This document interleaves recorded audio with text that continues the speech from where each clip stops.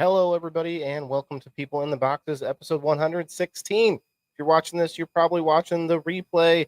So do us a favor, check out the show, hit some comments, hit that like button, and share us out. We will be back in 5 minutes. But with that time, we just use it to share it and like it and all the other good stuff to help us out. We'll be right back.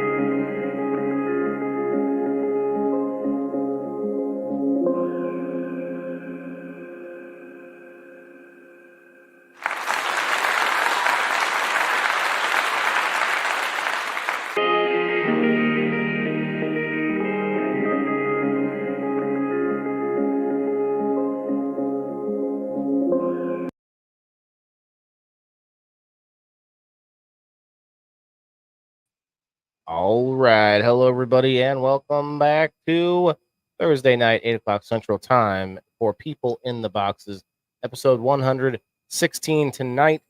Hit that like button, share us out with your friends. Let's go.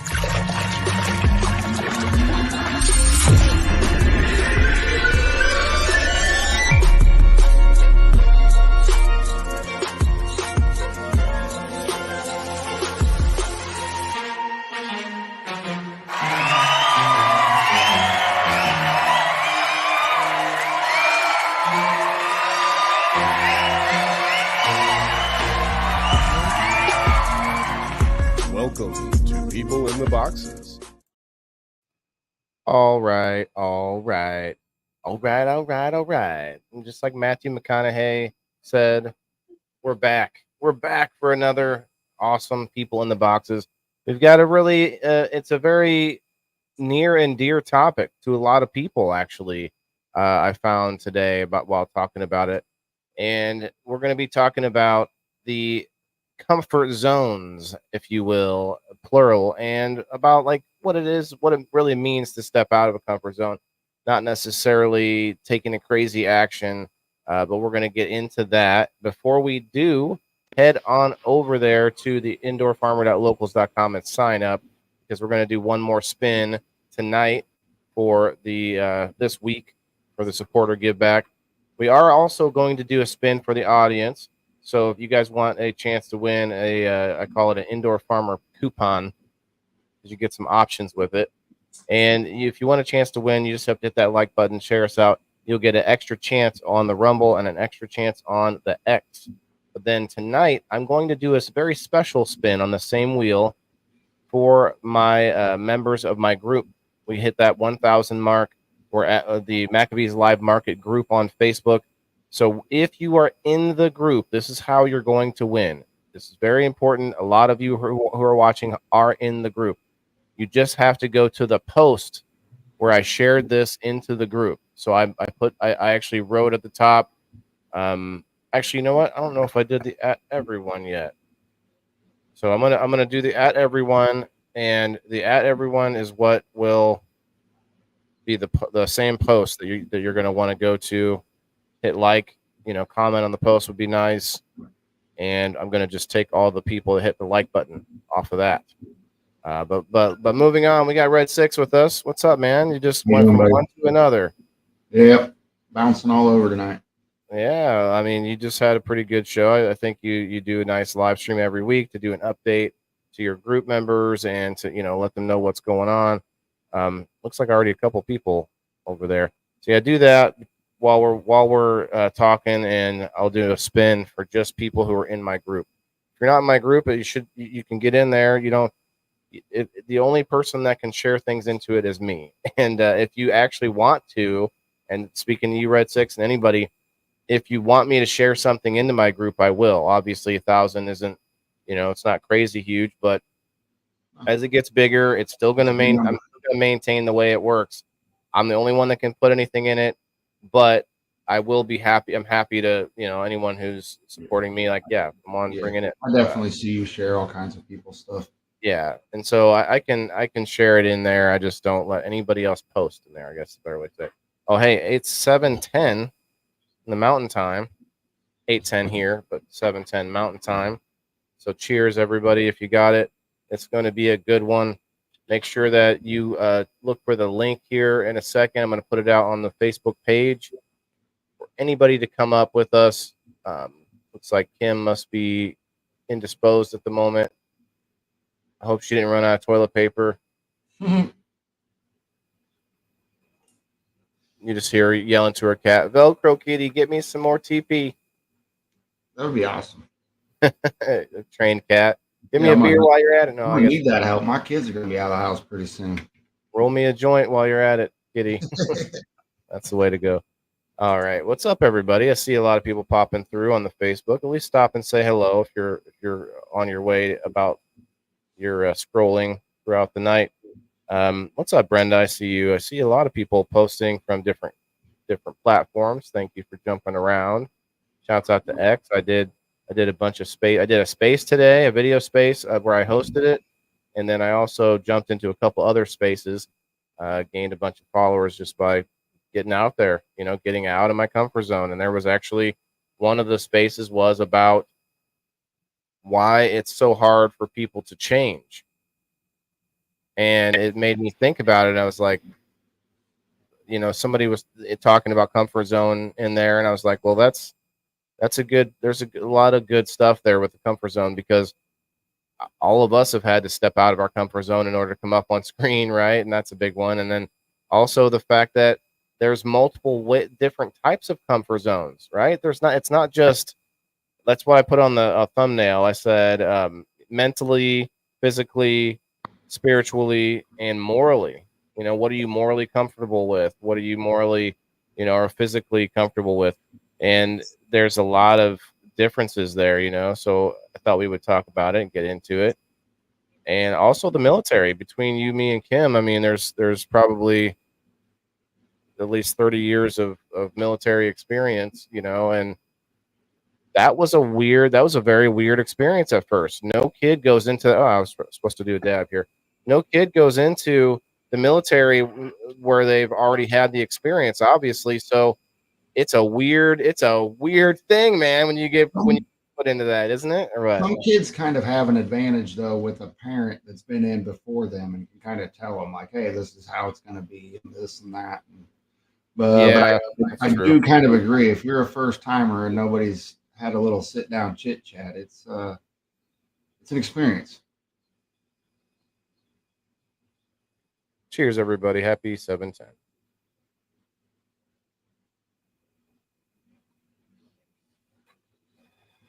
I need to make a little disclaimer. Look, these are adult medicinal intakes, adult conversations. I don't condone the recreational use for children, but medicinally is different. Man, talk about comfort and zone. I've been triggering some people today on the Facebook. Woo!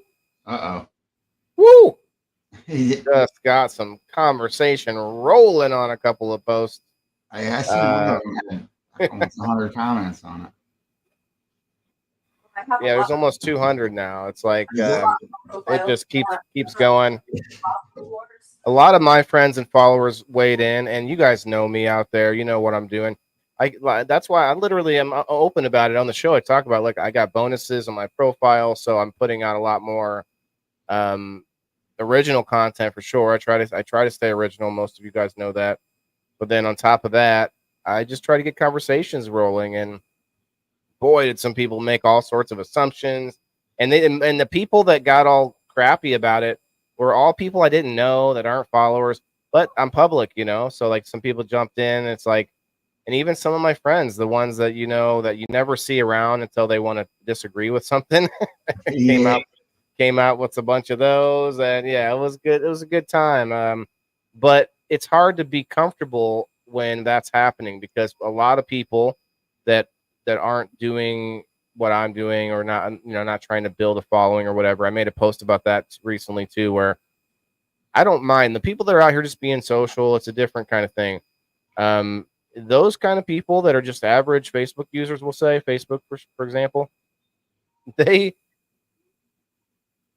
suddenly something goes viral, or like a whole bunch of comments coming in, like, that's freaky, that's uncomfortable, right? But for me, it's like, I'm seeing what I want to build to that, but it still would be a freaky kind of feeling, right?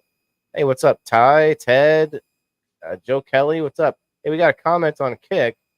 Hello, you are doing pretty amazing with your live streaming, and it's quite interesting, but having a low dead chat does lead to loss of interest in an audience sometimes. But more info on growth. Oh, wow. This guy's going to help me, man. He could help me right here he just came to my chat. He's going to do what's his name? Ram Tosh. Ah, Ram Tosh. My friend. What time is it there? What time of the day is it there? Let's hear. See if anybody's over on the Kick. What's up, Kicksters? We got a lot of traction on Kick lately, so I'm hoping that does it. Kick is supposed to be cannabis friendly. Red 6. I don't know if you've heard of it, but I'm not a big social media person. This isn't really social media; it's a video platform. Oh, okay. So So like, think of like YouTube. Like I think we a lot of times can like combine a lot of these, but YouTube is a video. It's social media in a sense where it's like people putting the videos up, but it's not social media in the sense where it's like there's no groups and you're not commenting back and forth on posts. Although they added posts, I think they're trying to like every one of these sites is trying to do everything, and it's just they're yeah, all doing the same thing. It's crazy. yep. It would be interesting to see the crossover on some of them. Like what's the percentage of people that use both or all of like say a category of several of them and see like what's the crossover, right? Probably quite a bit, to be honest. Yeah, yeah, But that's it. That's another thing about the comfort zone, I guess, we could touch on is trying to get out there. The internet's still such a vast place, and I think the comfort of knowing Facebook or knowing the site that you're on the most, and that makes it really hard to step out and go and like check out something else. Instagram, it doesn't do shit for me. I can't do nothing on Instagram. But uh, like, I'm like I'm an old school kind of guy. So computer, phones, technology in general, that stuff. I mean, not that I can't do it, but I'm not as tech savvy as most. and that Like, can make you anxious. That can yeah, cause, my son still reminds me that the Wi-Fi password is my birthday, kind of stuff. Facebook gaming. Oh, okay. Hank, I actually was watching a gamer today live. He had about 60 people, 50, 60 people in there watching him. And he was playing Mortal Kombat. I followed him actually, and it was interesting. I was like, I don't see this very often popping through. So I know they still have that category, but it's pretty much garbage. But Yeah. Twitch and Kick are very similar as far as the way that they operate. Supposedly, Kick is supposed to be cannabis friendly. Now, I'm not necessarily looking to go and like hide cannabis somewhere. I know some people have laws that they have to deal with. They're in states where it's not legal or whatever. Yeah. But I'm out here public about it, and I don't know. Maybe if I cut back a little bit on screen, just think about I was combine or not compare it to Joe Rogan, right? Because he'll smoke weed on screen, but you don't see it. You don't see a big rig. You don't see he's not doing it every episode. No, Like there are some differences, but hey, didn't Mike Tyson eat a whole handful of mushrooms? I don't remember that, but I do know that Tyson was on there and they talked about his 418 acre ranch. I think he ate. I, I might be wrong, but I think he ate a handful of mushrooms on the show. At least it wasn't eating a bat, head of a bat. What's up, guys? If y'all want to come up and talk with us, I'm not sure if Kim's here. We're just gonna do that. We'll see if I see her come sit down. Ted, come on up. Come on up, Ted. Come on up, Elisa May. Anybody that wants to pop up, Ty. This is all about sharing your experience on what like times when you've been really uncomfortable, and what have you done to sort of overcome that? Are you somebody that likes to get out of your comfort zone? I sort of try to live outside my comfort zone, Uh, you know? I have to try to. I mean, you know how we are. We can isolate, not talk to people for days, and be just fine with Yeah. it. But it's not good for us. So This is my outlet for that. This is that probably yeah, the same thing for this you. is this is actually the most social I get with people because I don't go hang out at bars. I don't do stuff like that. I like to go to live music events, the festival type of stuff. I've seen you Uh, there. but even a lot of those I go to by myself. I don't, I don't have a whole crowd. I know a lot of people there, but again, it's You think that's like a lone wolf sort of, I wouldn't say mentality, but like a personality? Like I think I have that a little bit too. yeah. Um, People have asked me like, "You're just a loner, aren't you? You're content being by yourself." And sometimes, yeah, you know what I mean. But well, there's even and a lot of people get that confused because being a lone wolf doesn't mean you can't be around people or in crowds. No. It might mean that you prefer not to, or it might mean that you like you said, you're not there with a whole bunch of like an entourage or whatever. But we could still go to the places, still observe things, and I don't know. I think that is a sort of a personality trait. It's something that some people just have. I think one of the reasons I kind of do it too is if I am uncomfortable enough in a situation, if I'm alone, I have no worries just to pack up and bounce. You know what I mean? I can just go. I don't have to try to wait on other people to try to be ready to leave, stuff like that. So, Right. you know, even though there is some ways I can step out of my comfort zone, there's other ways that I have not figured out yet. Well, and Kristen brings up that she's out at a bar tonight. That's a pretty common example, I think, but not necessarily the beginning. Stepping out of your comfort zone could be the smallest change in your what do you call it? Not schedule, but Your your daily routine. routine. Yeah, yeah. The smallest change, like let me try a different food. Let me live a little bit more dangerously and try something new. You know what I mean? I don't know. I don't. There's a lot of foods that I like. Have you ever had sushi? Are you a sushi guy? No, I am not. I've tried it once. Like And that makes me uncomfortable. I'm like, I'm I not don't think I want not a sushi person. a roll or whatever they're called. Like there's cooked salmon sushis or whatever it is, I but think you either really like Chris it or you don't at all. used to be the most social person. See, now that's another thing is that you can. Do you think it's like a you don't lose it or don't use it, you lose it? Somebody like your ability to step out of your comfort zone in general. Being social is kind of what we're talking about in a sense, but it's not just being social. But yeah, I think you can sort of trick yourself into too much comfort. I've I gone to guess a you lot know. of places and pulled up in the parking lot and sat in my car for 10 minutes and was like, nope. Yeah. Back home, Yep. you know. I think that everybody wants. I think everybody wishes they had a. I don't know if entourage or friend or group of friends, but the thing is sometimes depending on where you live and how things work out, suddenly your friends may be a little bit further away from you than they were, and that just that little bit of extra distance can be enough to where you just can never get together. You know what I mean? People change, That's true. you know. We try to say we don't, but we do. We stack up memories and experiences, and that changes us. You know. Mhm. Well, cheers to that.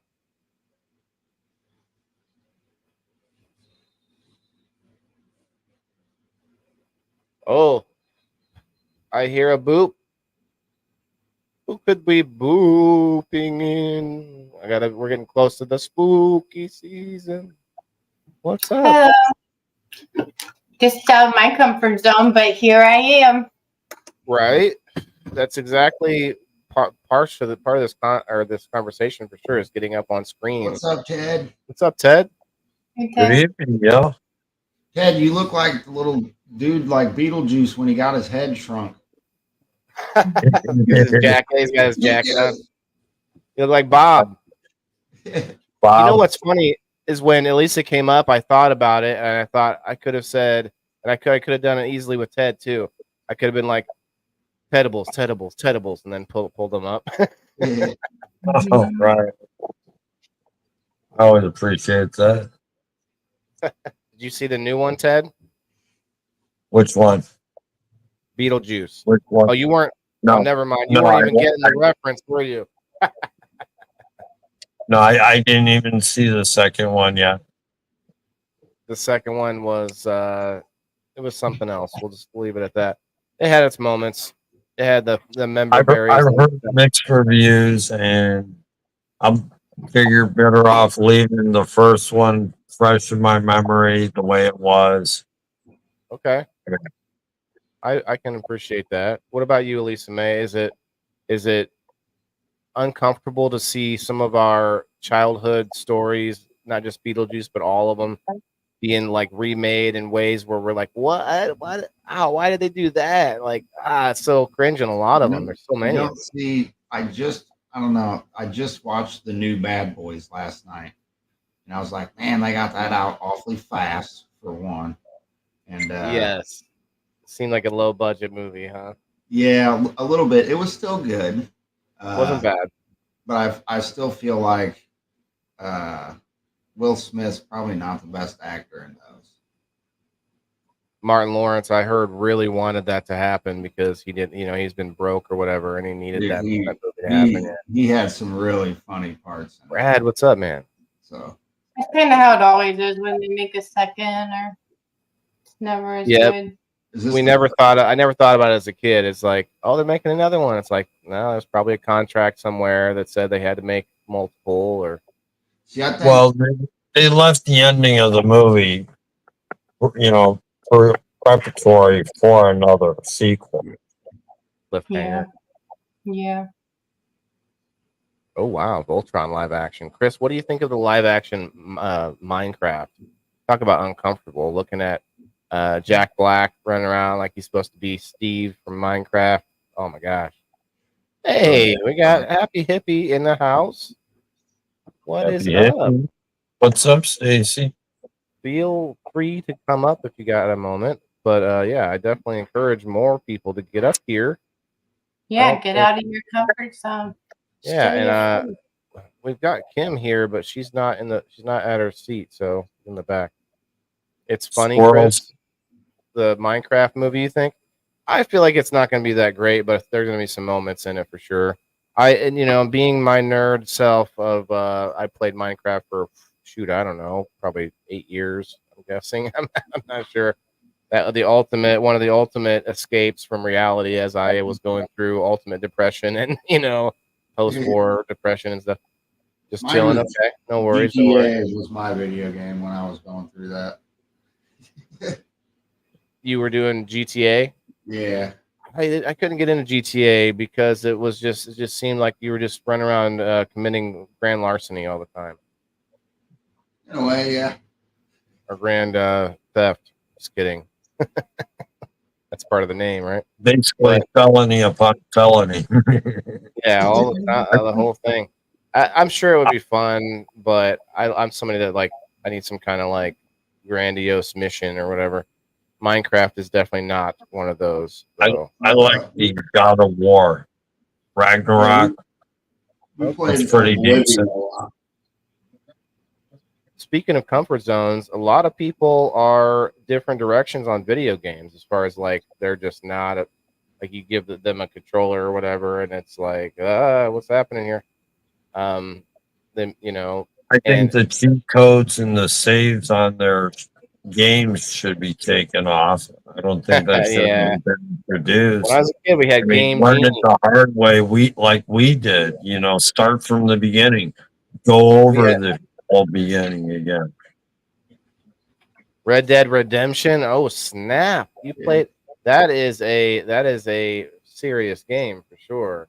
I saw this video that was really controversial, where this gamer was recording himself playing Red Dead Redemption, or maybe part 2, I think, where he goes up to this lady who's on a soapbox, what do you call it? She's not preaching, but she's just talking. There's a word for it. She's yelling to everyone about women's rights. We need more women's rights.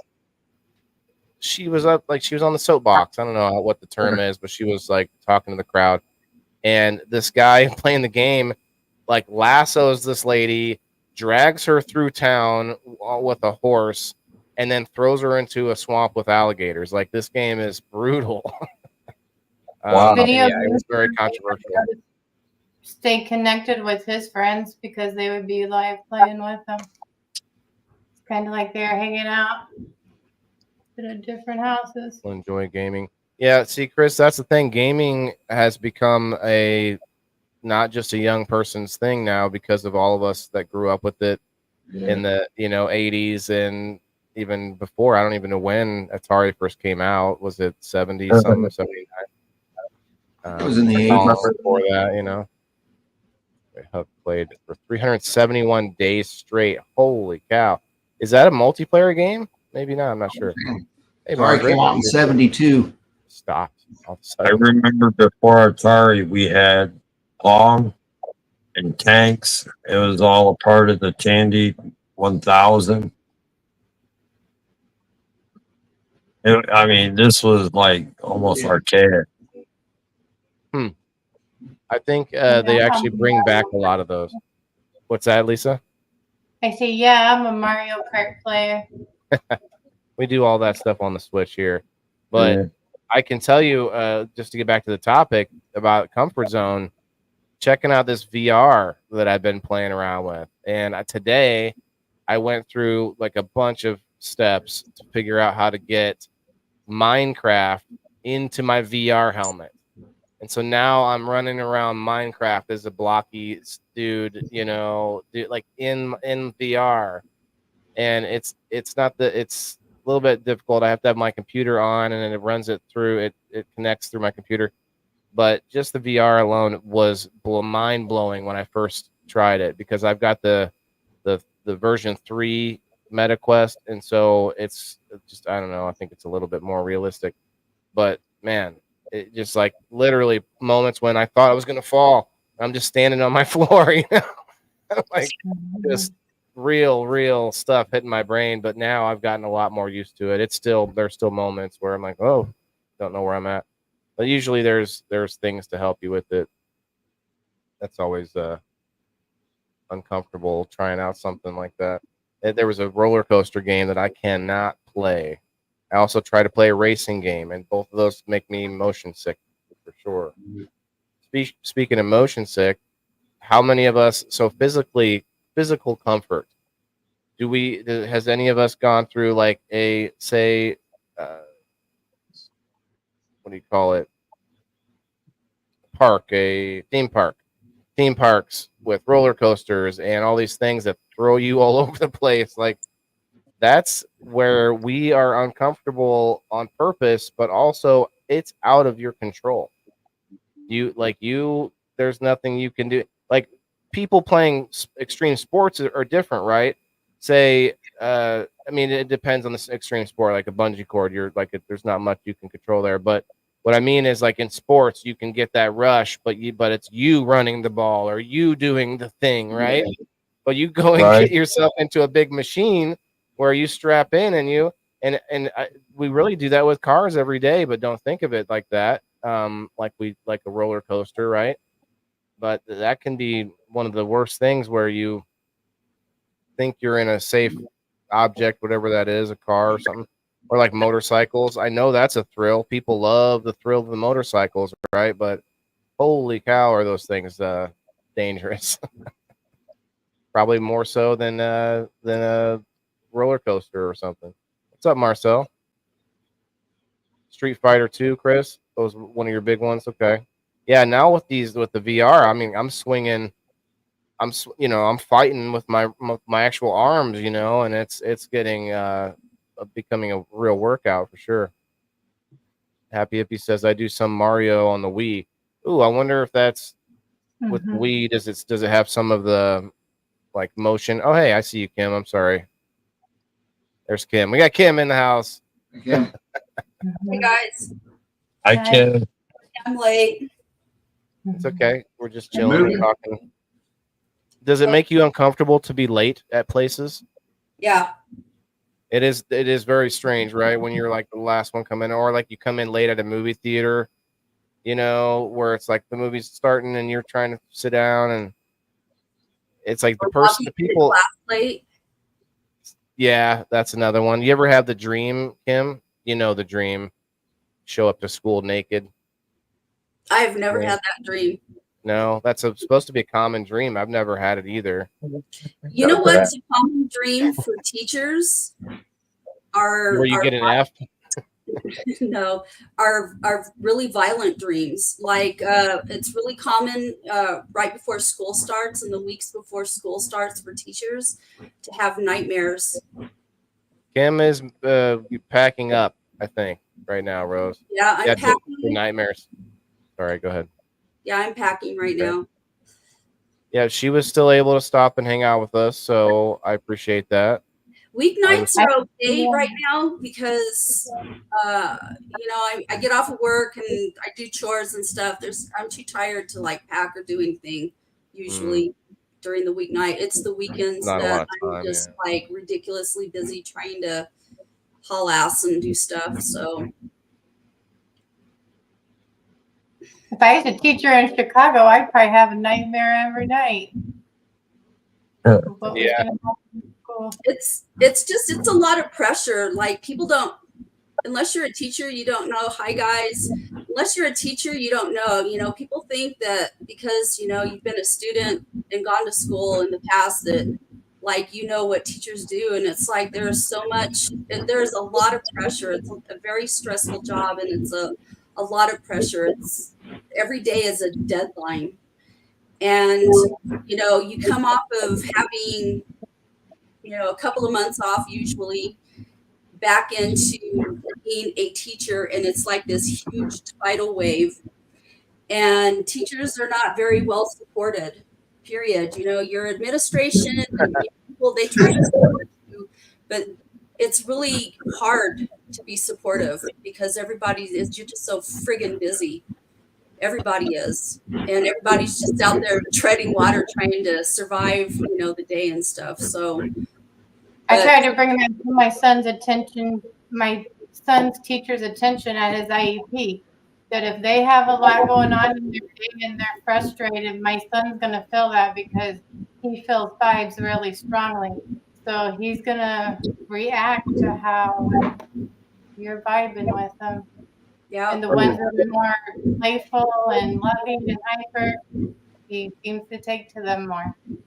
But he could feel your anxiety and your frustration. Yeah.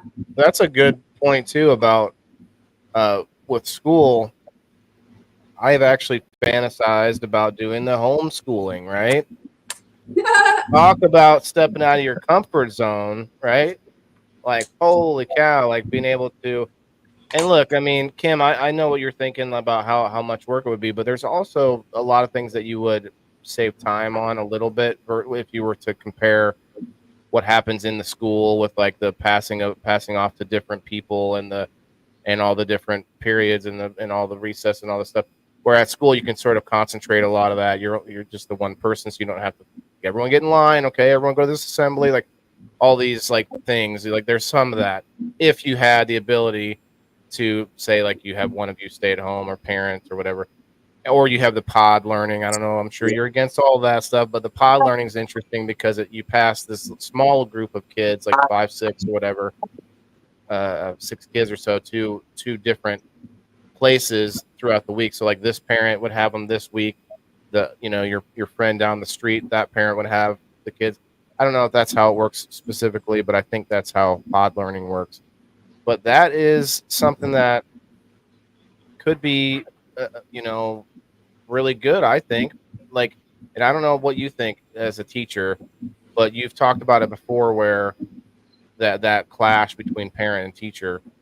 Well, what if parents took more responsibility? Now, I'm not saying they can. I can. It's hard. It's hard to like fully fathom stay at home or what do you call it, You're homeschooling, talking right? about 6 to 8 hours of education with a child each day. Not Not to mention, necessarily. Not if you're living with them. You can work it in different ways. Like you have more time, and that's kind of what we've lost, right?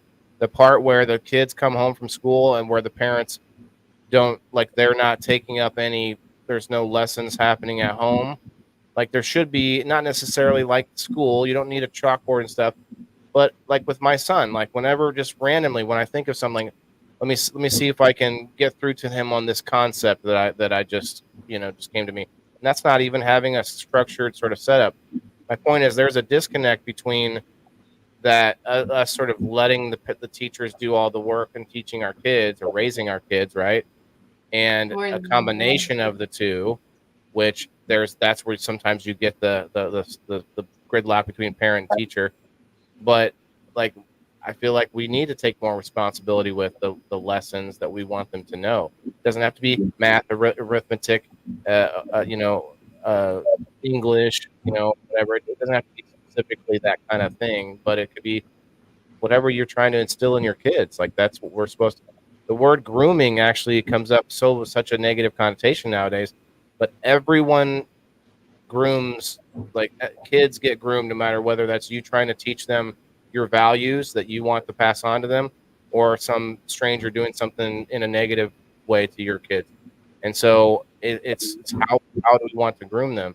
And trust me, it took me a while to learn it. I had a child at a very young age, and it was not something where I had a lot of control in the matter. And so being able to pass on my quote unquote values was basically not going to happen. Like you can't do that from afar. Right. And so it's something that's, it's a little sad, but also it's a truth that we're missing a lot of times nowadays. The broken homes are another issue where you can't fully back things up when you're trying to not back it up, but there's another term, follow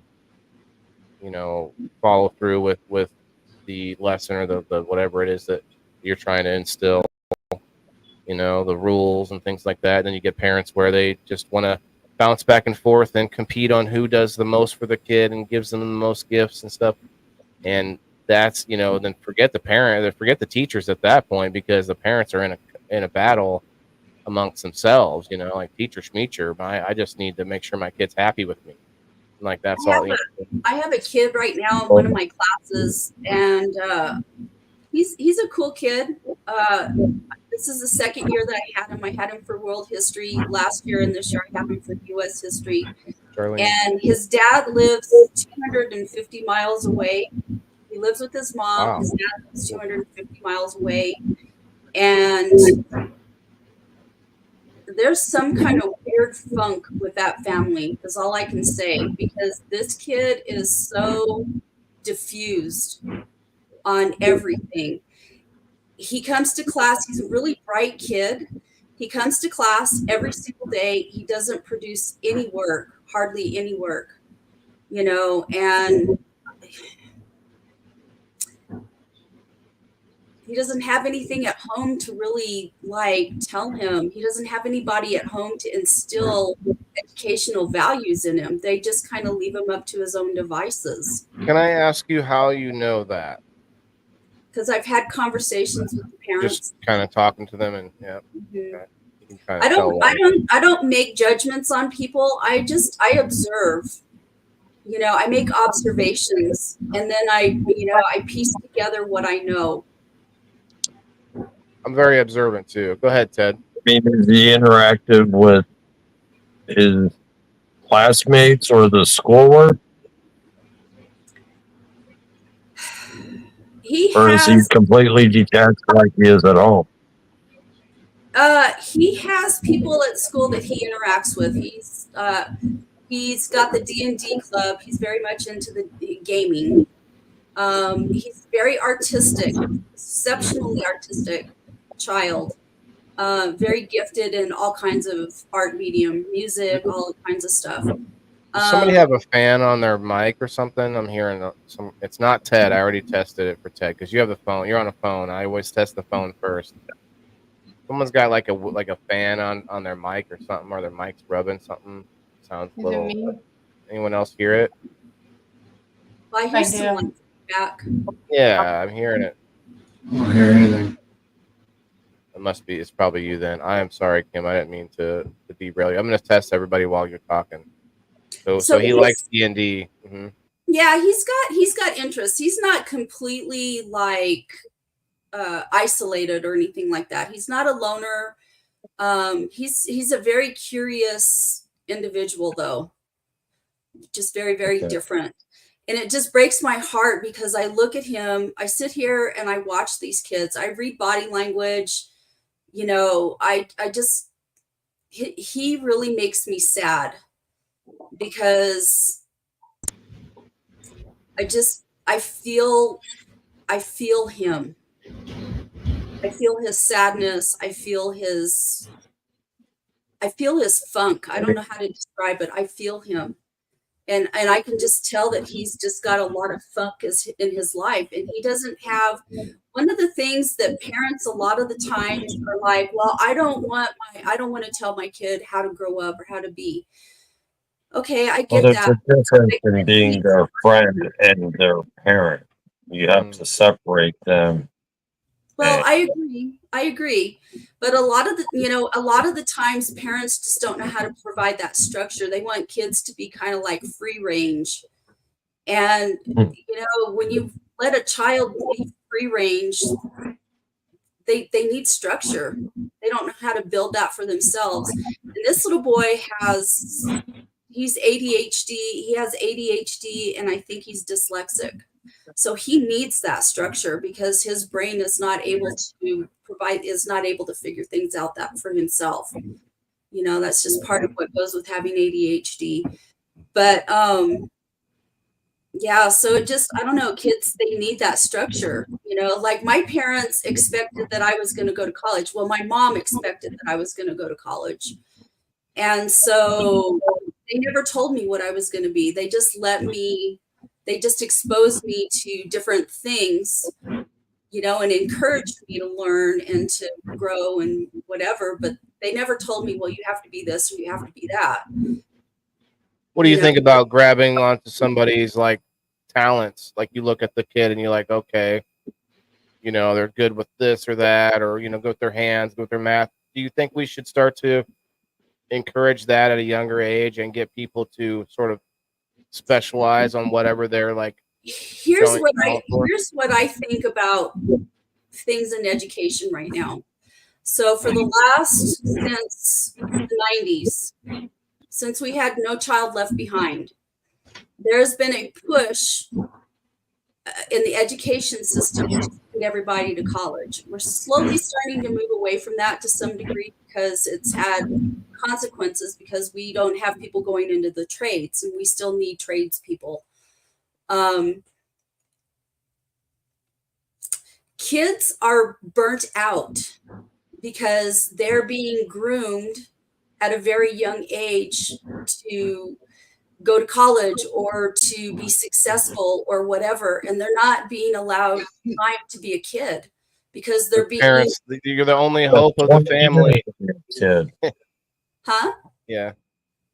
Honestly, I believe you have 20 years to be a kid. I Yeah, wish I would have that's taken part the of it. time after going to school to, stop in between the military and be that kid. But, at the military is about discipline and obeying orders. Yep. Yeah. That's So not for everybody. there, That's a hell of a slap for some of these kids that they think they're just going to up and join the service. I Yeah. mean, I had 6 years to prepare for it, a military academy yeah, trial. that's good. I actually did a little summer program. It was only 2 days, but it was like a mini boot camp before I went to basic training. So I got, this like quick, it was a literal down and dirty 2 days, like with drill sergeants and everything, a whole group of people. Forget what they called it, but man, I'll never forget the first time they made us run out to the formation, and that was in this little 2 day thing where the drill sergeant said, "Did you shave this morning, Private?" "Yes, drill sergeant." "With what? Your boot?" Oh man, I almost lost it. I couldn't. I was holding. You didn't run push-ups for the rest of your time there. Oh man. Well, I ended up my beard grew so much I literally had to shave twice a day when I was in training. Yeah.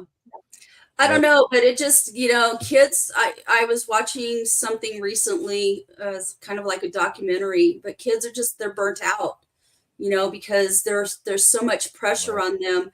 There's so much pressure from parents for kids to do, when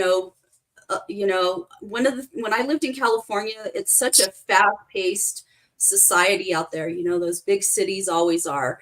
And we're constantly on the go, and it's like, dude, when do you have time to just chill and relax and enjoy your life.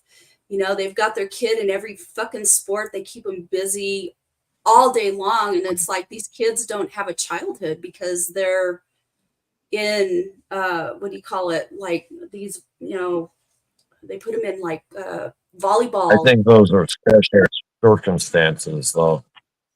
Yeah, I think those that's were good for my son, for him to be able to go to football every day after school, and he'll see his friends and practice. And right after football, go to wrestling started. It was good to keep him doing something. Yeah, I and see where I'm not saying that. What I'm saying is that you have these parents like I can't think of what it's called. Oh, club. You have these club sports, and Mhm. you Yeah. know, a lot of the times these kids aren't just in the club sport, they're also doing other things on top of it. And then they've got to come home and they've got to do their homework or, you know, whatever. They're not having productive downtime of just being a damn kid anymore. They're in, you know, some of their lives are too structured in those ways. Well, then there's the opposite, though. Let me just Yeah. put this out: is that there's a lot of kids that are pressured to worry about getting a job, not necessarily even graduating high school, Yeah. and that would be a what do you call it? The, class despair or class not dis is a word. Anyway, class difference. What's the word? What's the word? You guys help me. It starts with a D, not disparaging. Class. Diversification. There's another word. I'll come up with Yeah, it I later. know, and I can't think of it either. I've had a migraine for the last 2 days. I have like this pressure in my head over here. We have a low pressure system that moved in, and it's like my What's ears up, all Alan? and everything. 1970, Greg said. Yes, there are kids. I have kids. I live in a very, very poor area. My county, the county that I live in, is the third poorest in the entire nation.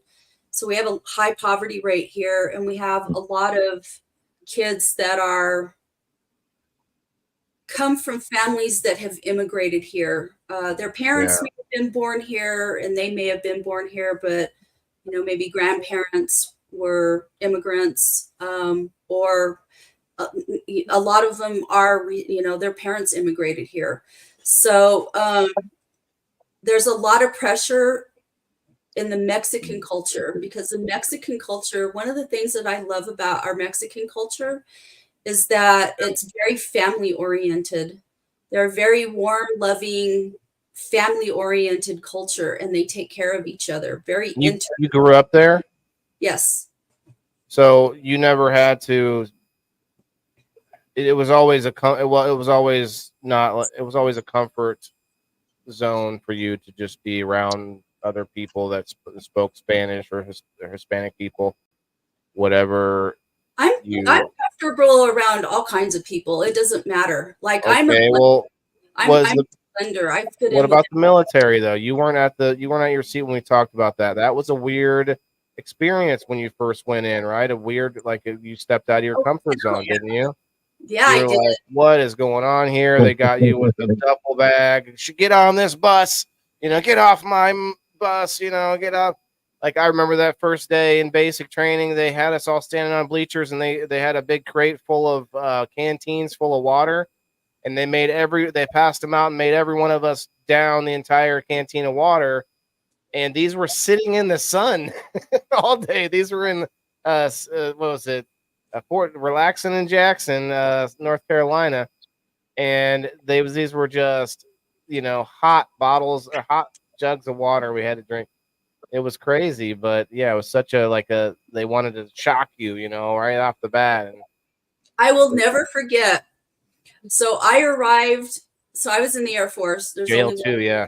Go ahead. Only one training base for the Air Force, and that's in Lackland Air Force Base in San Antonio, Texas. And I went in, I think it was March. It's either February or March. And so I get there, and I got in late, and they processed us through, and then they took us to our squadron, our dorms. And our dorms were these 3-story buildings, and they had like these overhang, like big patio overhang things. And that's where everybody formed up every day. And there were all of these different squadrons for basic training, right? And so I will never forget, they took us to our squadron, all of us girls, and there were girls that came. Remember those luggage sets that had like a really big, like the really big suitcase, and then a medium Matchbox size, luggage. and then Yeah. one that was an overnight case. You Yeah, had that's from Spaceballs. Her Highness's Matchbox Yeah. luggage. you had these fucking girls that brought these 3 and 4 piece luggage sets. I shit you Yeah. not. And they made us stand under this overhang and pick it up and put it down for about 45 minutes. We stood there, and my recruiter told me, just take a small soft side luggage. He said you won't need anything, but he All told me you what all, need is And change I of didn't clothes on your back. huh? All you need is to change of clothes on your back, because from then on in, you're wearing somebody else's clothes made for you. Exactly. Like, you don't need anything else. They will furnish you everything you need. So I had a full ass duffel bag. Go ahead. yeah, I just brought this little case, and that's all I brought. But these girls had these giant fucking luggage sets, and we stood under there for a good 45 minutes. Pick it up, put it down, pick it up, put it down, pick it up, put it down. And it was hilarious watching these chicks do that, man. It was just like, and then so after we did that, the TI is like, how many of you travel or join the Air Force to travel? And these girls like raise their hand, and they're like, you traveled, now get your ass out of here. And these girls are taking off with their luggage. I mean, it was funny as hell, man. I was just like, it was surreal. But I'm going to tell you something, and I don't cry very often. It takes a lot for me to cry. So we had to wait 72 hours before we could make a call home. And so that day came, and we're standing out. There's like this patio, and they had a bunch of like telephone booths. And we were standing in line to call home. And when I got to be about the third person in line to make a phone call home to my dad, I started crying. And I got on the phone, and I was like, Daddy! And I was 19 years old, and I was like, I want to go home. And I was crying, man, like ugly crying. Shit. I know a lot of people that didn't make it. Go ahead, Ted. You had 8 more weeks of that. Yeah. I remember that too. That was weird because there was 1 week of like holdover we were in. I befriended this guy who had a like unlimited phone card, right? And he let me use his phone card a few times. I memorized it. I memorized the number because he went to a different basic training spot after that holdover, and I used that number all the way throughout basic training. And the kid was like they had no issue with it, I guess. I don't know. Yeah. I saw them on Family Day though. They didn't see me. I saw them like family at the restaurant or whatever. And But you know what? Like, other than that, basic training was okay. It was the shock. It was just shocking, and I don't know. I was okay after that day. It was like, I guess I just needed to get that tension out maybe, or something. I'm not sure, but I made sure. They know that too. I'm average height for a female. So what I made sure to do was I made sure that I was in the middle of the flight when we formed up, that I was in the middle of the flight, that I wasn't on the outside or in the front or in the very back, because the TIs would fuck with you if you were in the front. All the tall people were in the front. All the short people were in the back. And I made sure I was right in the middle where nobody fucked with me. And I just kept my mouth shut and did what I needed to do and got through it. When I went to AIT, which is the like schooling side of things, tech school, that's what yeah, I actually cried once there. and this was because there was a switch about halfway through the school where you go from the barracks that is like drill sergeant up your ass barracks to the you get to have a little freedom barracks. Yep. And they were doing these inspections, right? And man, this was it was so intense. Talk about out of your comfort zone.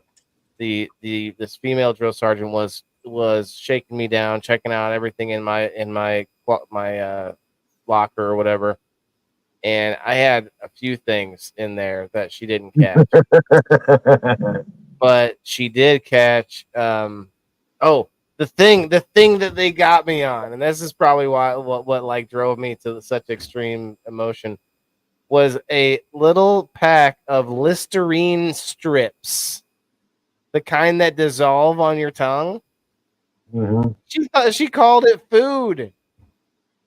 She called it like she said it was a food. It was like a candy or something. And I'm like, are you kidding me? Like, so during the inspection, I have this folder with all my paperwork in it. Well, that folder had, may or may not have had some, magazines or things, you know what I'm saying? And Mhm. nope, didn't find any of that. And then she was shaking, she grabbed my towel and she's shaking this towel at me. Private, something, something, something.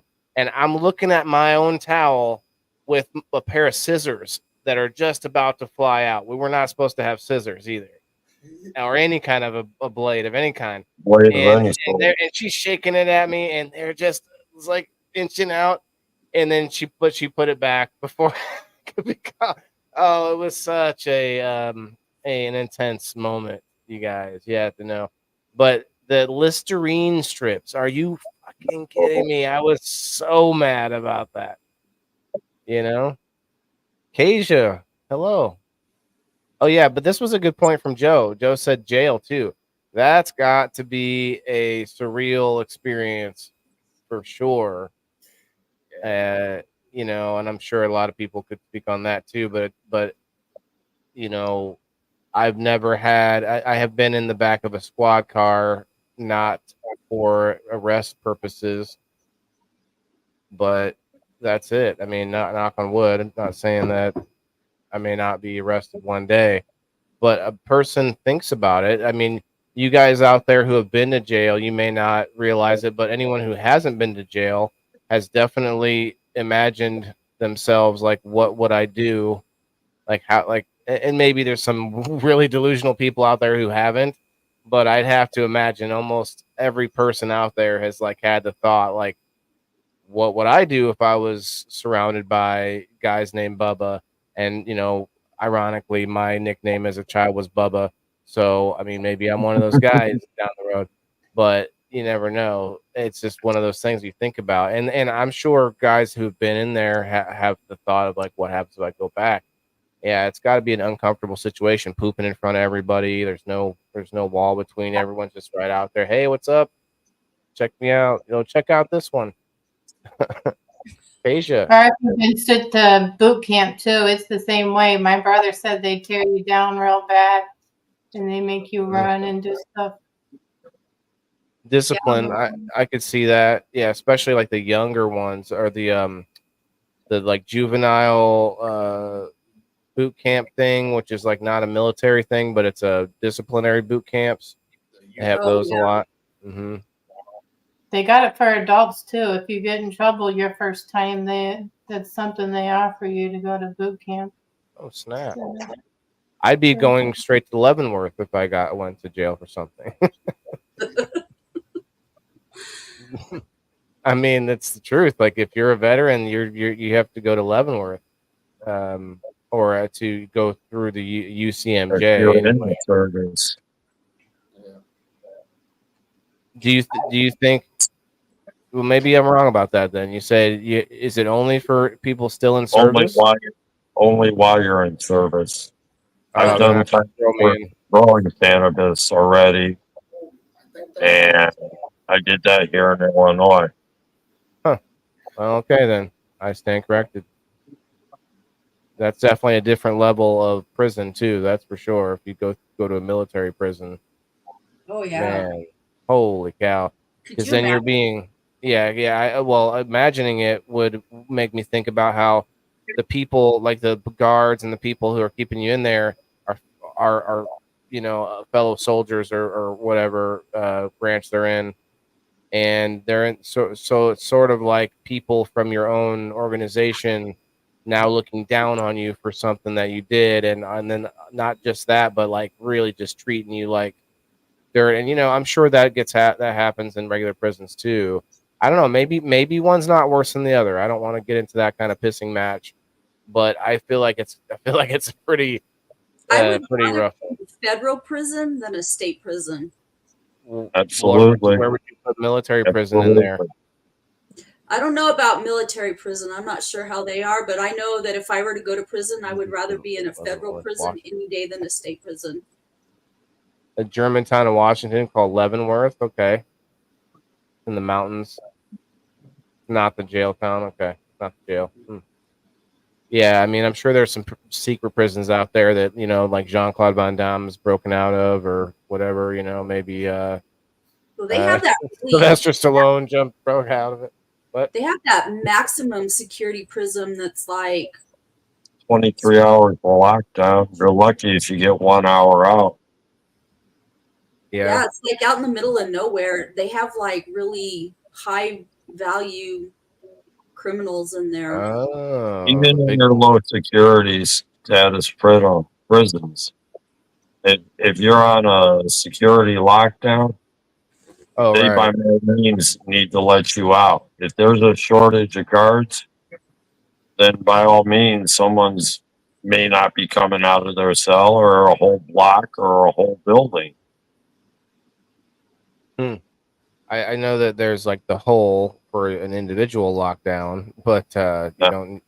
The whole thing Except gets in locked down. If unison. there's a riot or something, everybody gets put on lockdown. Yeah. Well, I know it's definitely a eye-opening experience, from what everyone says, obviously, and I think that it can have the desired effect, like make you change and do this and that.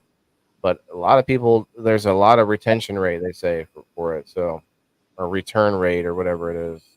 What So I don't know that whatever they're doing is really making the I the think change some that you people want. become institutionalized in that sense. Mhm. That's true. I was institutionalized. I've One, definitely felt that with military. You didn't once have to having deal with anything. Sorry, go ahead. once having a felony on your record, it doesn't even matter what it was. You know, most times that's a circular file for that application. Hmm. There's usually no Yeah. response to little interest in them at all. Well, what's interesting about that is that now, I don't know, maybe it's just I'm noticing it now, but a lot of felons are starting, or are previous, or what do you call it? Previously incarcerated felons, I guess, not just like people who are doing felonies right now. What I mean is they are opening businesses, doing their own business, right? And you got the internet, you got all these tools, right? I mean, bam, like, you know what? Work the system, use what you got, use what's out here. And I like that. But that's another thing we could get into, is that the internet, the That opened up a whole new world. the comfort But zone on the Jelly Roll, internet, he said, I ain't going back to that life. right? Went out and did something with himself. Yeah, I watched his interview with Joe Rogan recently. I don't know if you can watch that on Spotify. It's a good interview. He's been on there twice now, and Jelly Roll like really loves comedy on the side. It goes to their clubs and everything, and they do have a lot of fun. I'd love to go visit Texas. Who lives in Texas? Anybody out there in Texas? Stay away Oh from yeah, go there. I would like to go and visit the comedy club that Joe Rogan built down there. This is a good point, Joe Kelly. Says that it's weird when you come out of jail, and very likewise, it's weird when, not only for people who are like lifelong in the military, like I don't have that experience, but I was in for 10 years, mostly the reserves. I went to Iraq for 13 months, but coming home from Iraq, that was weird AF. You know what I mean? Like, there's a lot of stuff that was different. You're going home, you're like, weird. Like, you take, like, when you go to Walmart, it feels like there's too much. There's like too much stimulation going on in a Walmart, you know. And you come home. I remember a few things like the. Well, we could talk about when you enter Iraq was a very weird thing too. I mean, I talk about ComfortZone. They tried to get you ready for it by we trained in Wisconsin. The town was a Tacoma and Sparta, right between those two towns. It was called Fort McCoy, and we trained there in the winter time. It was like -40 below Oh my in order God. to go to Iraq. Why did you train there to go to Iraq? That was our mobilization zone or base or whatever for our unit. How the heck So that's just supposed to prepare you for a craziness. desert? I don't get that. That Hi, doesn't make Rose. Or good night. good night, Rose. Oh, wow, we're past the hour That mark. doesn't Let's make get any the sense. wheel up here. Yeah, it's very strange. And but you can, the only thing I can sort of attribute to it is that they're both desert environments, because extreme cold is also a desert like environment, um because of the, or the tundra, I guess, would be like a desert like environment. I don't know about, there was a lot of snow. I don't know if that, how that equates to, anyway. But the cold was just ridiculously cold. Like, you couldn't even be outside for 10 minutes when we were training to do like perimeter guard and stuff like that. Stuff that we were supposed, like, that was, some of that training was some of the stupidest stuff for like what we were going to be doing specifically, but we did it anyway. All right, we get Orders. right. So I'm gonna pull up the wheel for hitting the like button and going over to Rumble and X. Gonna share that in real quick. It's been a good conversation, and we had a lot of different things, I think, but we haven't talked about spiritual comfortability yet.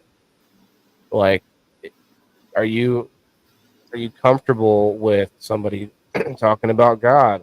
Are you comfortable with somebody talking about Allah or whatever their God is, you know? Are you comfortable with someone talking about not believing in God?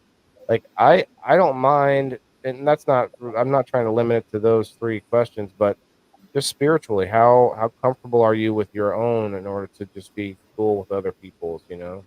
Have mushrooms made you put you outside your comfort zone on spiritually? Like, as they say, a lot of times you have a spiritual sort of experience on mushrooms, psilocybin. I heard that I'm on actually DMT. on some. I'm actually on some Bluey Vuittons right now. Well, holy heck. What is that? Are those mushrooms? Mushrooms, yes. I only took about a gram or so. I'm scared to death to take I'm scared of anything that's hallucinogenic. It's not that it's hallucinogenic. It just gives you more of a eye for certain vibrant colors. I mean, that's a microdose. If you're doing macros like an 8 to 7 grams or so, I know people eat more, but I'd say that try them in moderation. Start off small. If you're afraid of hallucinating, go with I'm a not grain. hallucinating. I'm afraid of what it'll do to my brain. What do you I'm mean? There's no permanent damage from it. Yeah, no, you look it up.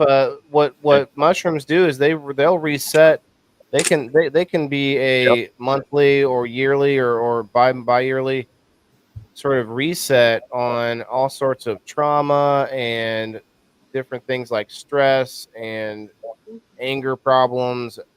There's a lot of things that people use it to sort of as a reset. But then there's the microdosing, which does not make you hallucinate if you do it if you do it like actually measured, where you're doing a very small amount, like Right. like a 0.25 or something like that, or is it 2.5? I don't remember, but it's like very small amount that I started with anyway, and you don't really feel hallucinating, you know. So I just want to say, guys, make sure you hit the like button if you haven't yet. That's going to get you on this wheel. I'm going to refresh it here in just a minute. In fact, I'm going to get everybody from X and Rumble first, so that you all have time to see what's going on here. If you're in it to win it, you're here when we spin it. Well, there's also Do the the one mushrooms over. make you more comfortable, or do they cause some anxiety? I'm sorry, Lisa. I stepped on the very beginning of that. Well, what did you say? Do the mushrooms give you more Oh, anxiety, or do they make you more comfortable? Actually, it's more comfortable. Hmm. I took them probably about 20 minutes before Waylon got on the air. And honestly, the show about being on air or in the boxes or on screen, Waylon was the first one to ever have me on screen. What? Really? Yep. That was a couple years ago now. Wow. I do not remember that. Yep. I didn't know I was I, the bel first. I didn't know I was your first. I believe Alyssa was there. Um, Kim, I don't know if you are a part of Indoor Farmer yet. No, I wasn't. I know Val was. Couple other people. There was like 6 people on the screen when you invited me up. And that was the first time I figured out StreamYard. Wow. Well, I am sorry I did that to you, Ted. No, that's quite all right. I mean, I'm happy to, I'm come up joking. and Hey, share my social experience. butterfly. See them I'm everywhere. kidding. I'm kidding. Like, I'm sorry I sucked you into that world. It's all All right. good, brother. I'm getting He the didn't people mean to from give X you now. drugs. He didn't mean to take you to his world. Right. I didn't. I took the little blue pill and went down the rabbit hole. I got it. I got it. I didn't mean it. Wait, no. I went to Ron's raid with Ron and Dave. I met a new age blonde with half of her head shaved. I never meant to give you mushrooms, girl. I didn't mean to bring you to my world. But now you're sitting in the corner crying. And now it's my fault, my fault. Okay, done. Hey, it's his birthday today, too. Is it? Mhm. Happy birthday. Whose birthday is it? Eminem.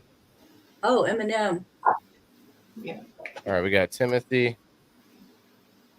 over on the He's a X. Libra. Yes. Let's see any live chat. Oh, you can't just link it all from Facebook, X, and whatnot like that Uh, in group format.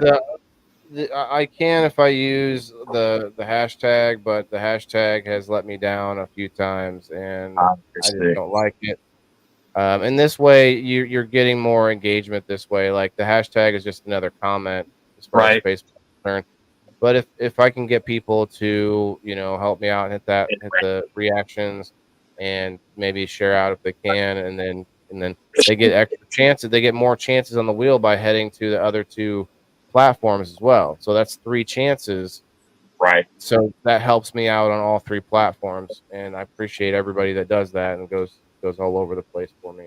They've heard me throwing on about it before, but just a couple places I know of that are more freedom of speech oriented. I'm not going to get, if I continue building there, and if I ever get fully shut off on the old foosbook, Right. then I'm not going to worry about it. I'm not going to just keep trying to sneak my way back in somehow.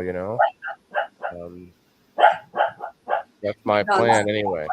my dog's having a nightmare. Sleeping? Yeah. Oh, poor puppy.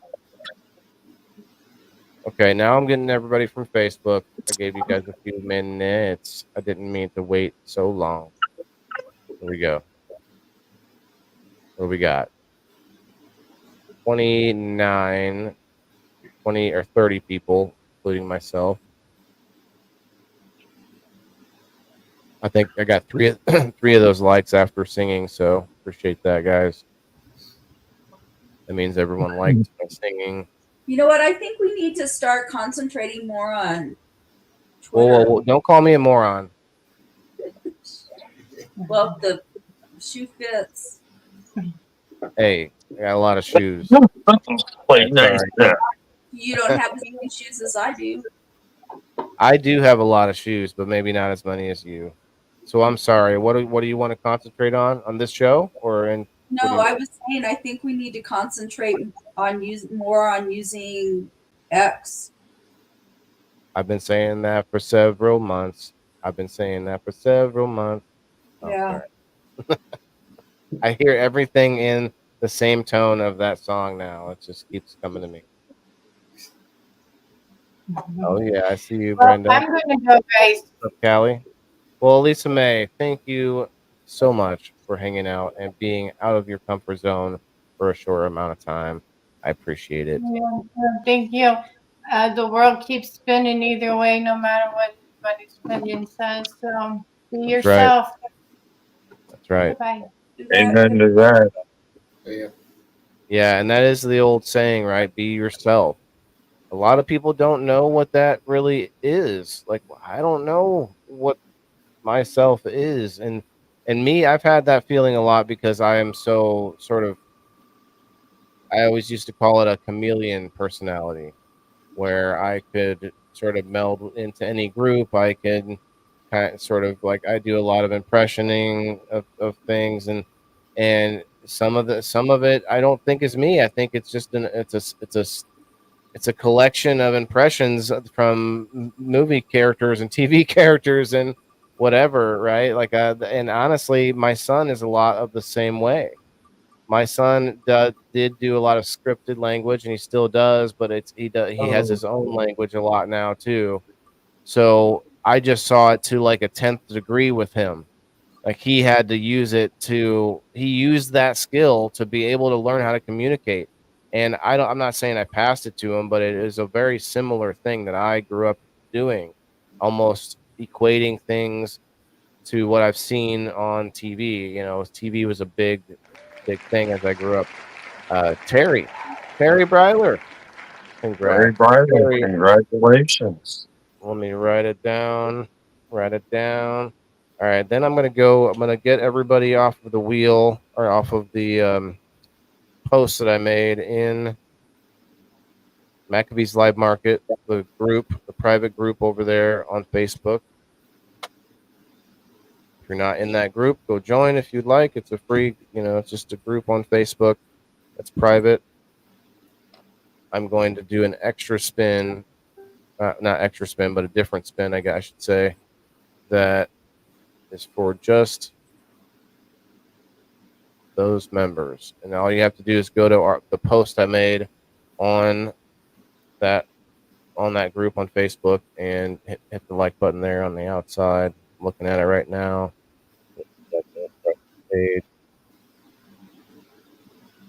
There are eight people on that wheel. You write down Terry. Market. What's that? Maccabee Market. Maccabee's Live Market. Yeah, I don't know if you're in there or not, Ted. I got 1,000 people in this group. I don't know that I've invited everybody, but they get buried because there's a lot of invites out there. I'll give you some few minutes. I'll have a toke off of my Shirley if you want. But we'll probably do the spin. I'll do a spin for the number wheel first, maybe because I got to check that too. Actually, I got to check the 2 subscription groups. See if there's anyone new there. No. Anybody new over here? No. Now I'll check locals. Yeah, we're at 1.0 1,000 members in the group. That's cool. Let's Dang, actually brother. let me see if there's anybody waiting to get in. Actually, I should. Potential Just got the spam. appraisal on my house. You did what? I'm sorry. They just sent me the appraisal on my house. The good news. Yeah, you don't need to tell us that on the air. What? You don't need to talk about your. Don't never talk finances in public. Why? I don't know why. It just seems like something I should warn you not to tell us. Oh. Is there a Did reason? it I don't know. favor your way? Huh? Did it favor your way? Yeah. Yeah. Was it? You're happy Okay. about it? Okay. You're Yeah. happy? Good. Okay. Yeah.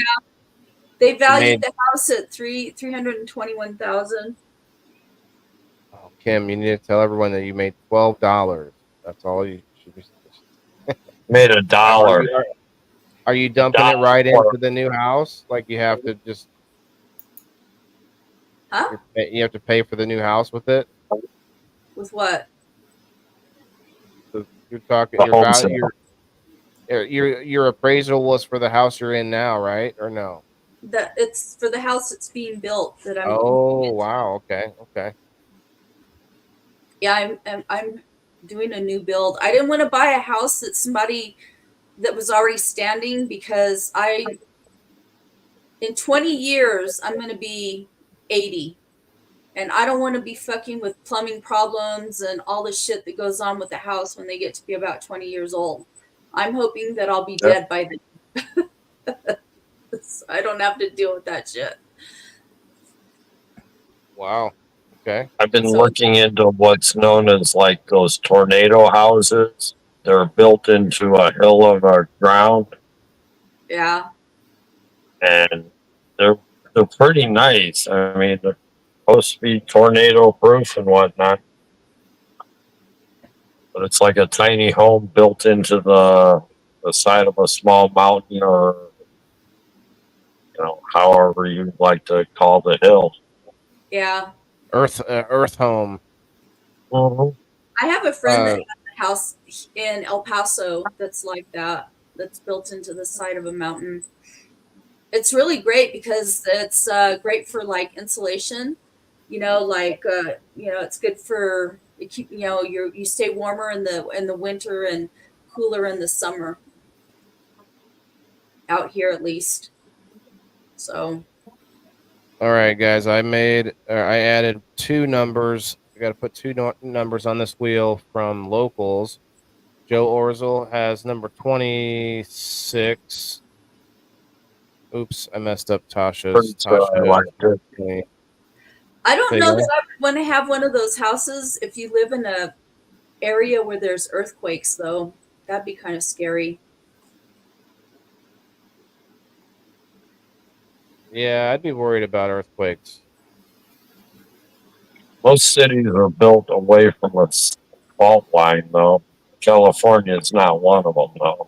Oh hell no! There's fault lines all over, dude. When I lived in Sacramento, California for 8 years, and the news. I watched KCRA affiliate, which is out of Sacramento, but they cover all of the Bay Area, so all the way into San Francisco and all of that. And you know how you have weather reports and like traffic reports?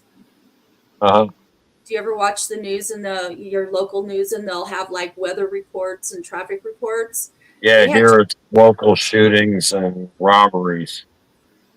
Well, not tornado. Out there, they have earthquake reports. So in the Bay Area, like around San Francisco and stuff, where they have all the I keep saying tornadoes, where they have all the earthquakes, they have what are those machines that measure? Is it seismograph? Seismograph.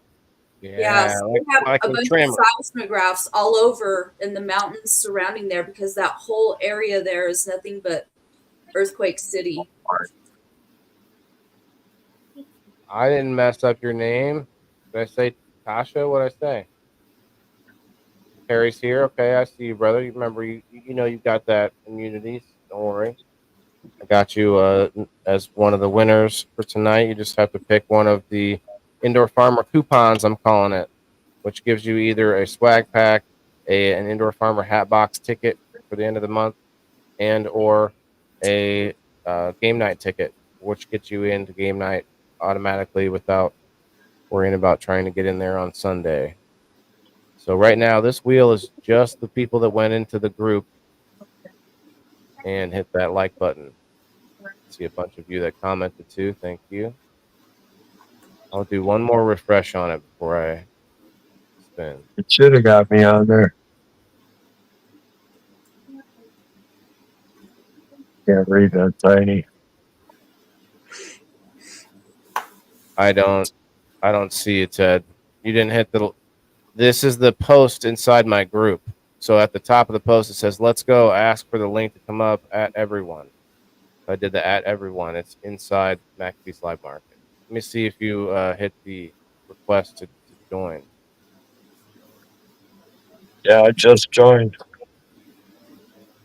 You just joined what? McAfee's? McAfee's Live Market, presented by Whalen, the indoor farmer. Is that Facebook? I think I'm part of Yeah. that one already. Yeah, Facebook. that's actually where I was watching from. I see. No, from Whalen's page. I'm not seeing you though, Ted. I'm not sure where you hit the like button at. You may have hit the like button on. I'm just here for the love. I know, but I want to make sure you're in there. Okay. What's up, Chuck? Chuck, if you want, man, since you just got here, I'll wait for you. We're this wheel is everybody that hit the like button on my post inside the group, McAfee's Live Market. I'm gonna hit this Sherlock anyway.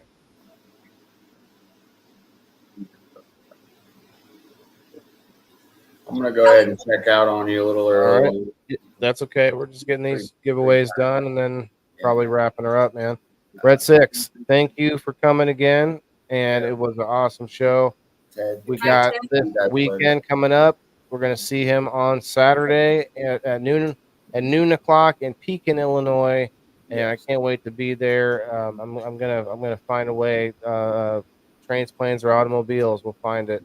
I'm looking at the Buick Encore now. Buick Encore. Talk about out of my comfort zone.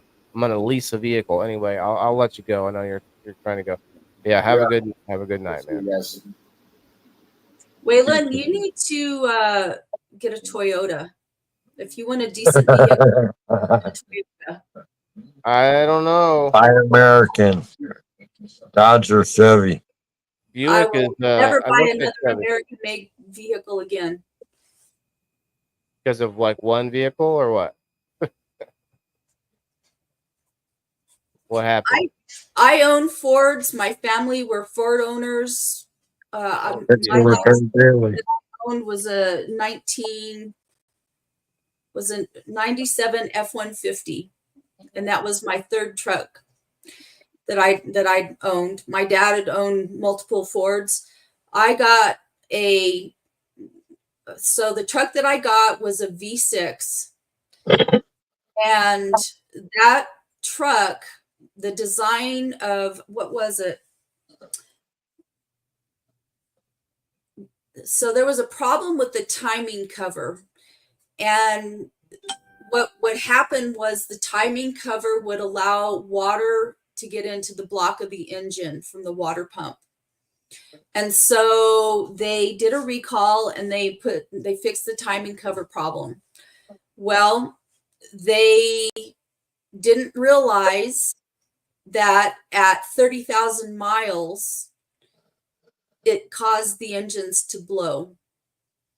So every single F-150, which was the #1 selling vehicle for many, many years, that had that model of engine and transmission, the engine blew at 30,000 miles, and they didn't take care of their customers. And I was one of those customers. So I will never buy a Ford again. Chevrolet, I will never buy. Now, GMC, Gotcha, I Kelly. might consider. GMC has a better reputation, but Chevrolet has a lot of mechanical problems. Dodge Jeep Dodge, has there's a Mopar Power. well, they have powerful transmission, powerful engine. In the past, they've had mechanical problems. My biggest problem with Dodge products is all the other shit on the vehicle starts going bad. Like your wiring harness starts wearing out and it becomes like an electrical nightmare. And I have a Dodge product right now. I have a Chrysler 200. And Put the like transmission on it. interior is starting to fall apart. They're just not very well made.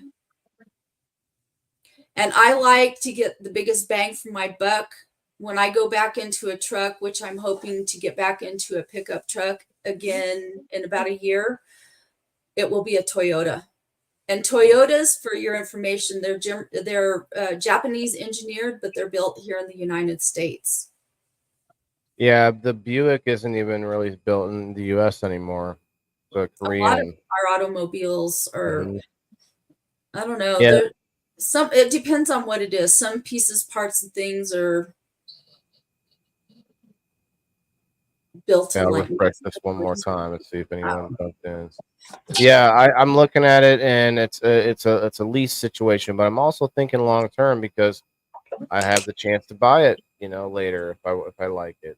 So if I were you, if you like longevity, you ought to look at a Toyota. You're going to get at least those aren't my 200,000 options right miles now. out of that vehicle.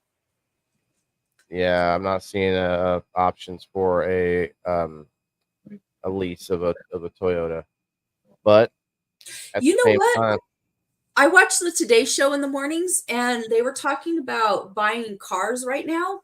And there's did you know you can buy used cars directly from like Enterprise? I won't win though, Kristen. Don't worry, Kristen. I don't see you on there, but you're probably not in the group. You can buy cars from Enterprise. I can imagine. Well, and here's the thing too, is that I actually was looking at an EV. I see who said it? Callie. Yeah, I didn't actually even think about it, but they offered it to me. I guess they said they had really good leases, but I think maybe it was just some incentive program or whatever. That's fine. They were looking at a what was it? Blazer. It was a Chevy Blazer all electric Chevy Blazer, which I thought that could be kind of cool to lease for a couple of years, but it was a 3-year lease. Old days, all American parts, yeah. What's up, Brad? A Kia has some real sporty model. Yeah. The issue though is that I'm working with an agent right now. What's up, Trent? Don't worry, Trent. I got you and 3 other people had to ship. Actually, I have more than that to ship out. I have Kim. I have a package for you that I'm going to be shipping. Excuse me. When are you going to ship it? Because I'm moving. Well, I can wait until you move. It's just a swag pack, but it does have some beans in it, so you're not going to need those yet anyway. No. What's up, Brad?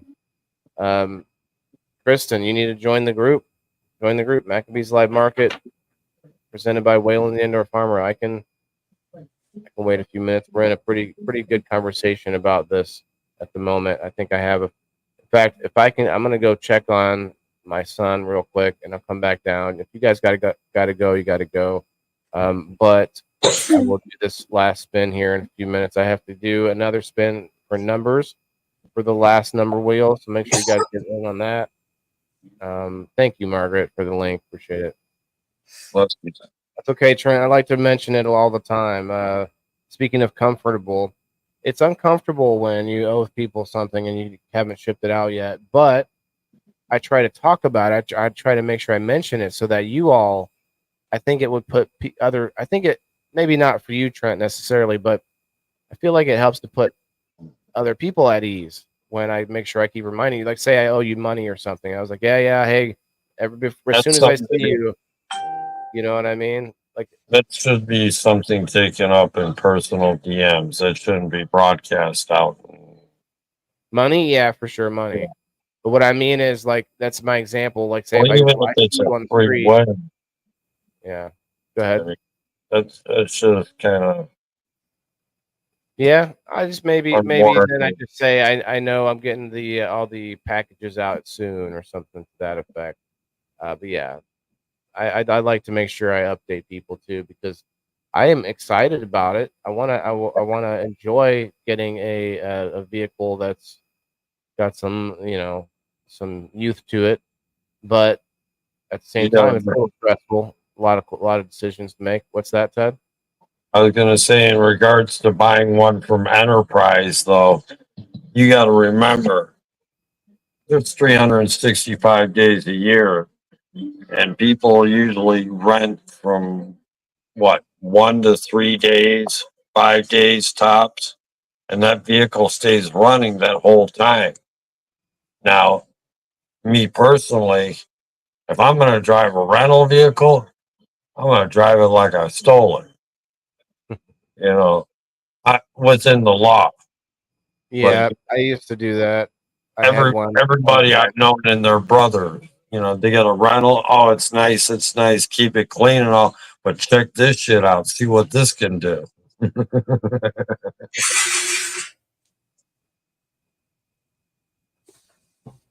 Um, a most relevant. Gotta go to newest. People I think are liking the wrong. Might be liking. If you gotta be liking the video post of this video, there's a bunch of people that hit like on the the post I made about advertising this, which I think is great. If that's all that was happening there, but I hope you weren't thinking that you're getting in on this. In fact, I'm gonna go down here. We got okay. There's a few more people on the list now. Let me. Interactions. What's the Yeah, meeting doing? Is it full tonight? it was kind of full last night, to be honest.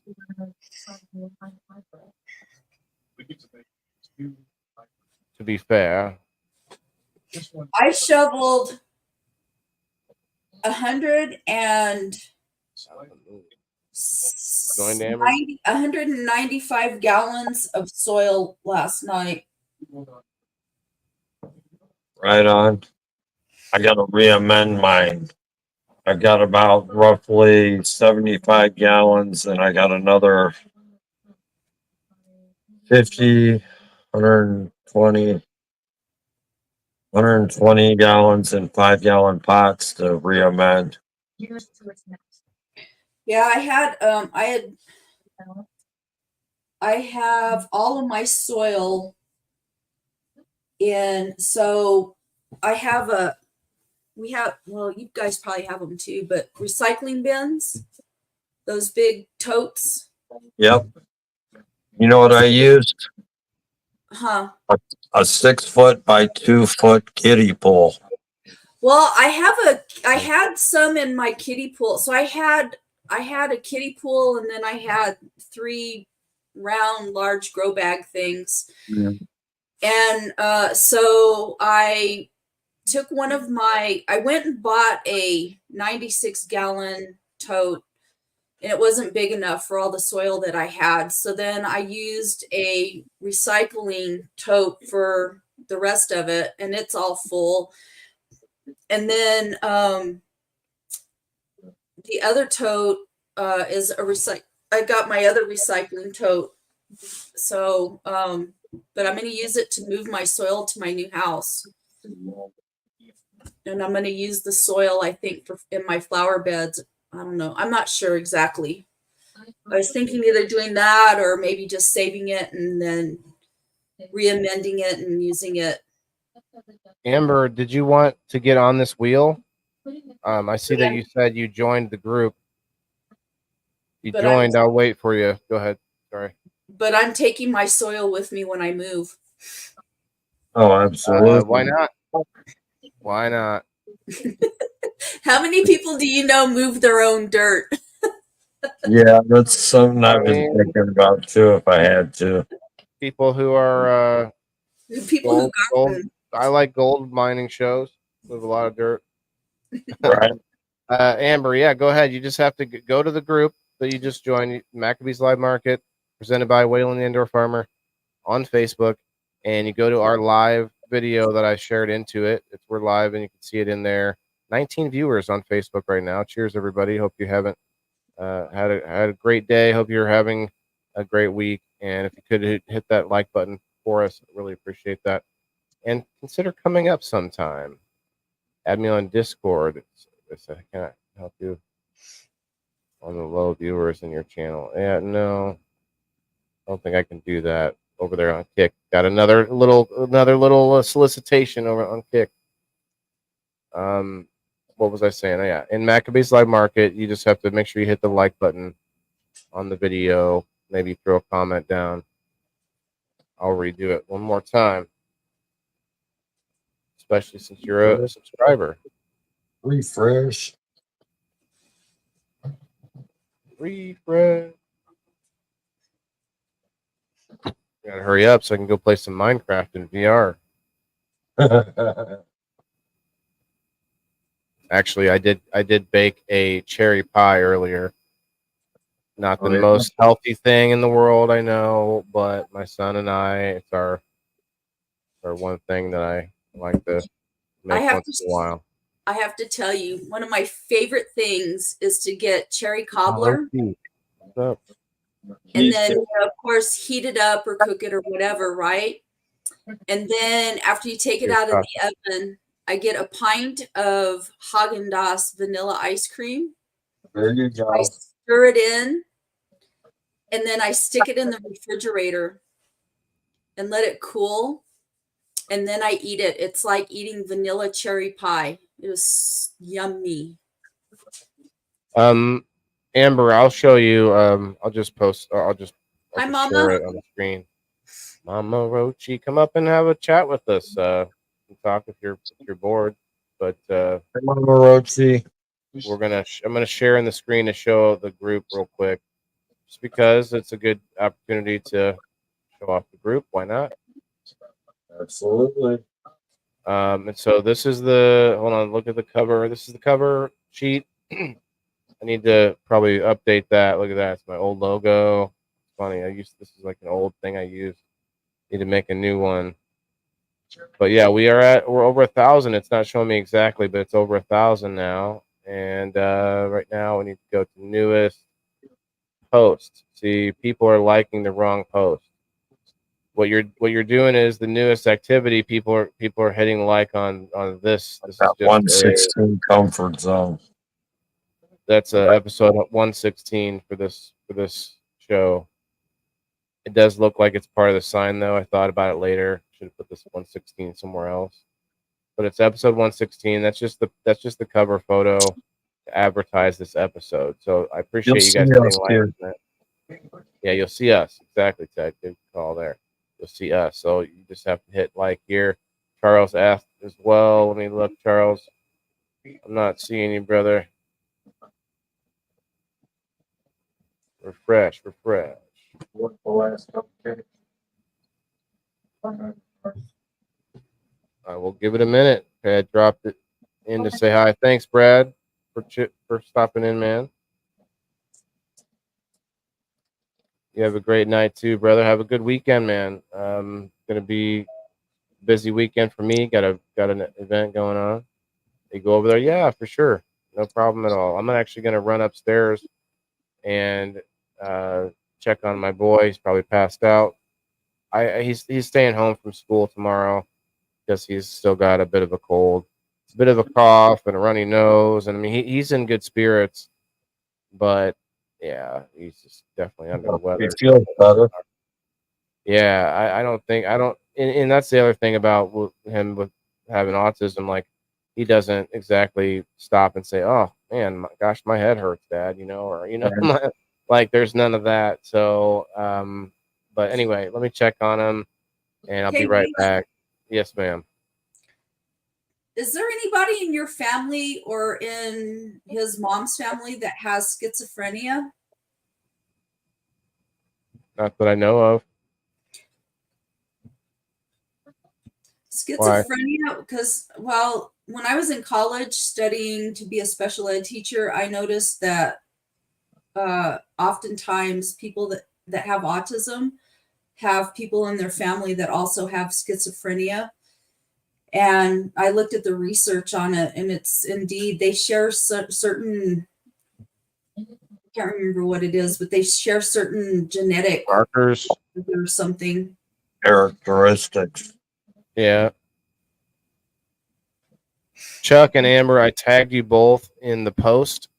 Just don't click the video. Just it's on the post on the outside. I know it's somewhat confusing. Chuck says his mom had it. I'll be right back. It's being dumb. That's okay. I tagged you. I'll be right back.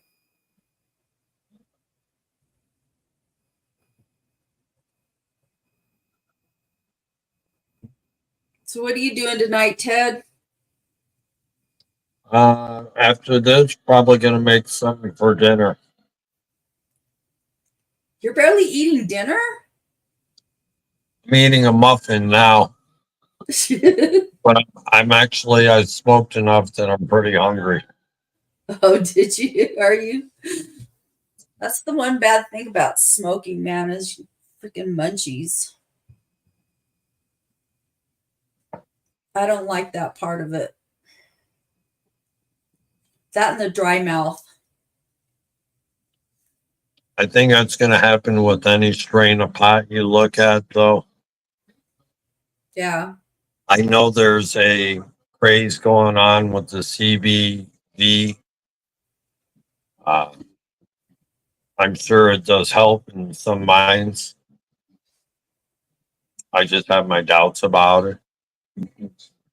Yeah. I think it's another ploy on what thing that it can help. I'm sure it may assist, but I think it's being elaborated on way too far Yeah. as a dietary.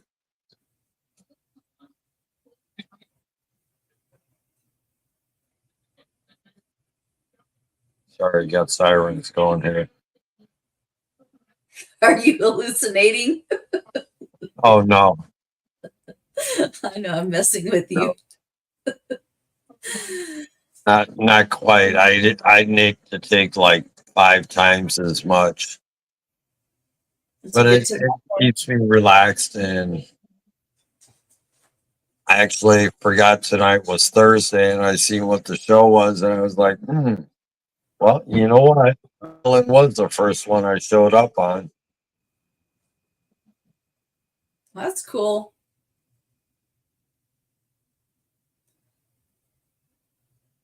Yeah. I don't know, but it sure gives me the munchies. I'm surprised because I've been puffing on my little, what do you call it? What are Your these called? vaporizer. Yeah, my vape pen.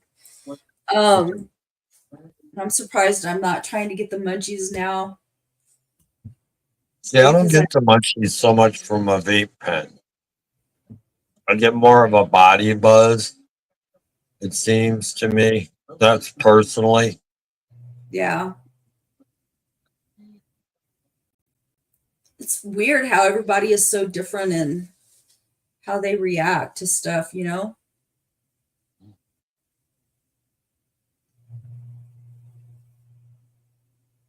If I ate that late at night, though, oh my God, I would be miserable all night long. But the key is to eat what you're hungry for and knowing when to stop. Everybody like gorge themselves, you know. Yeah.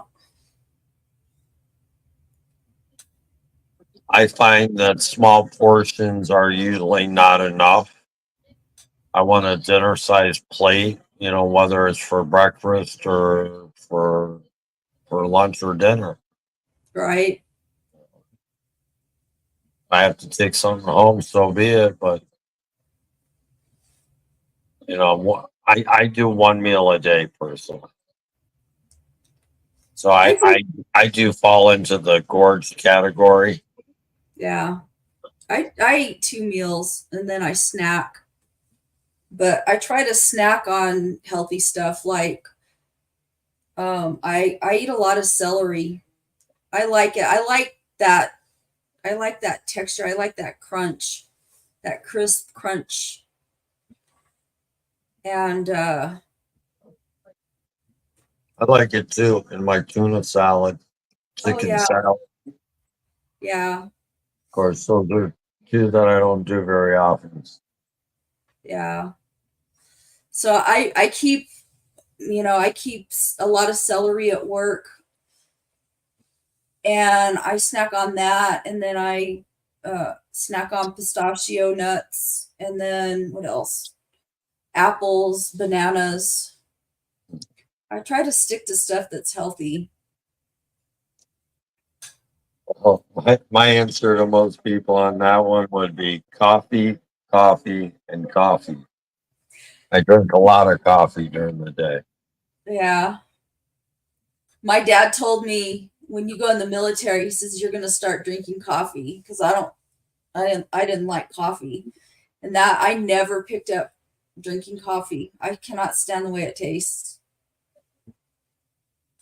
And my mom was a coffee holic. Coffee's an acquired taste.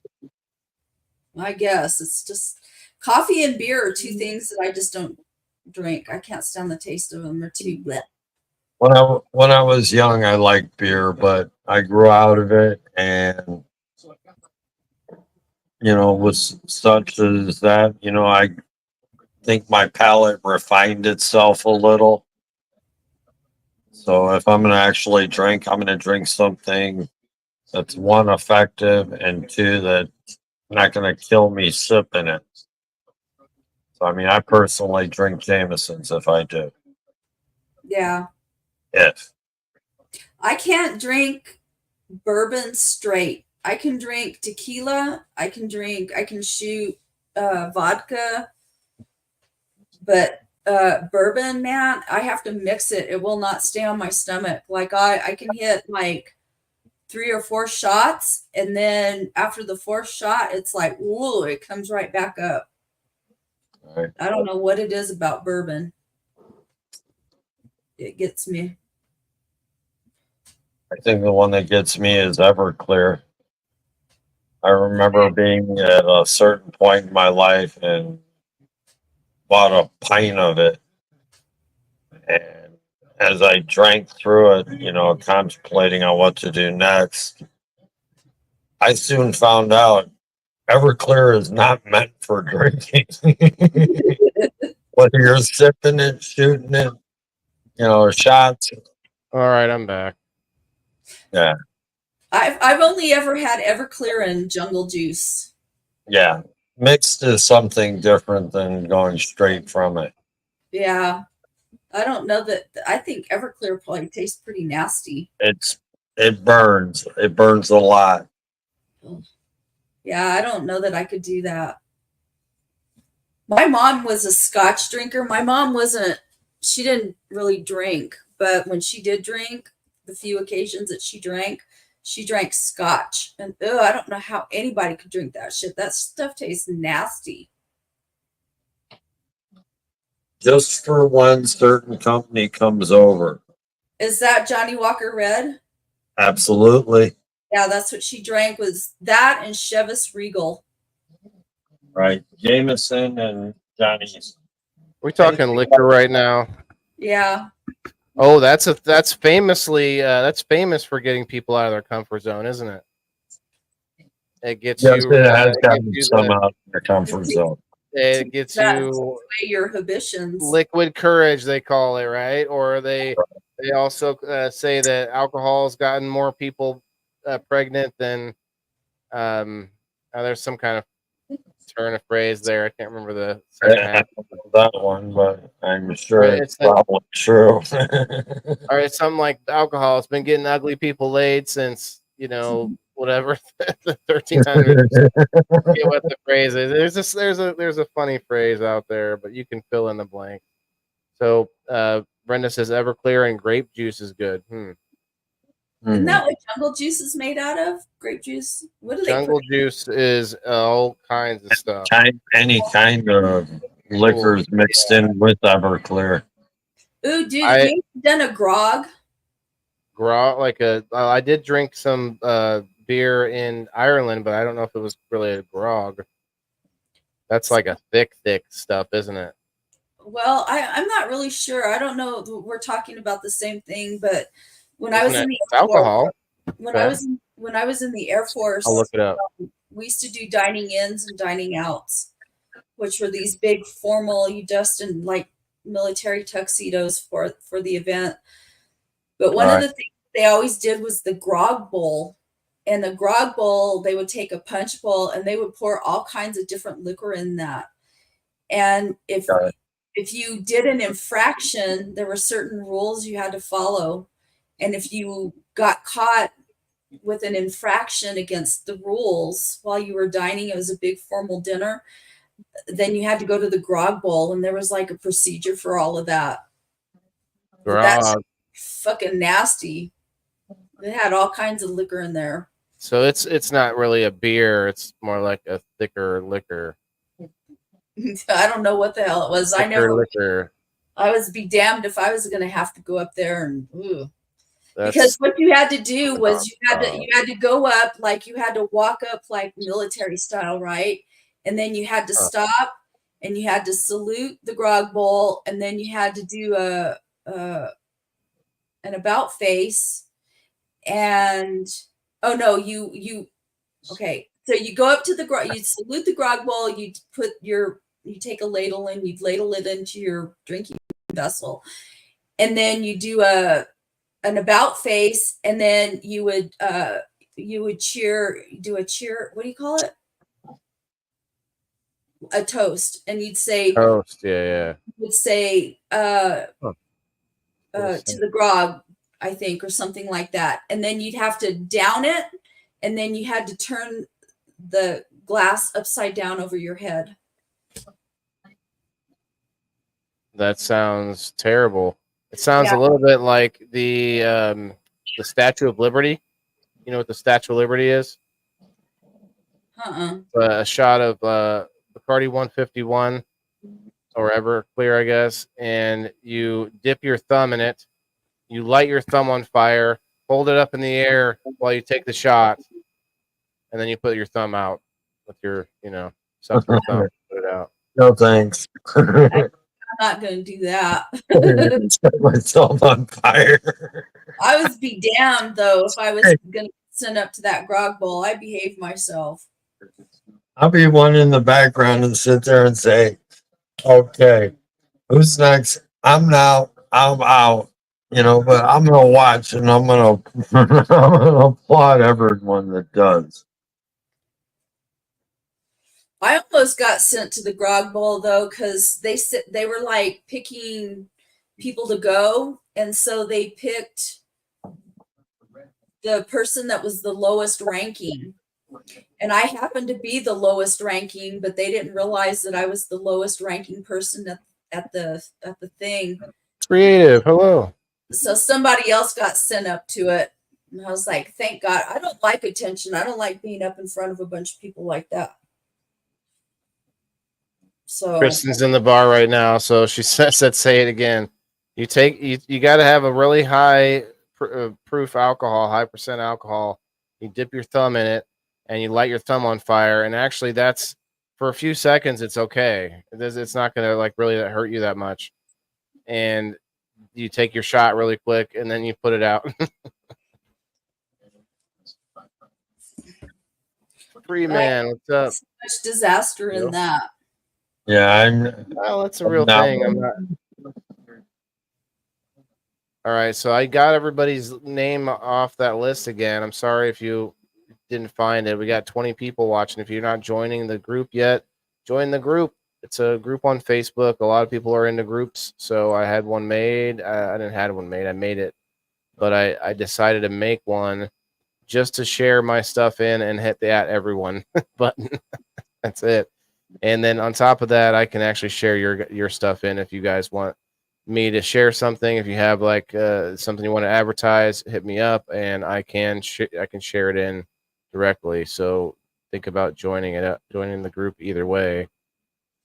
I'll refresh one more time because I felt like I gave it quite a bit, but you may not have switched it up. Okay, that's good. We're gonna do it.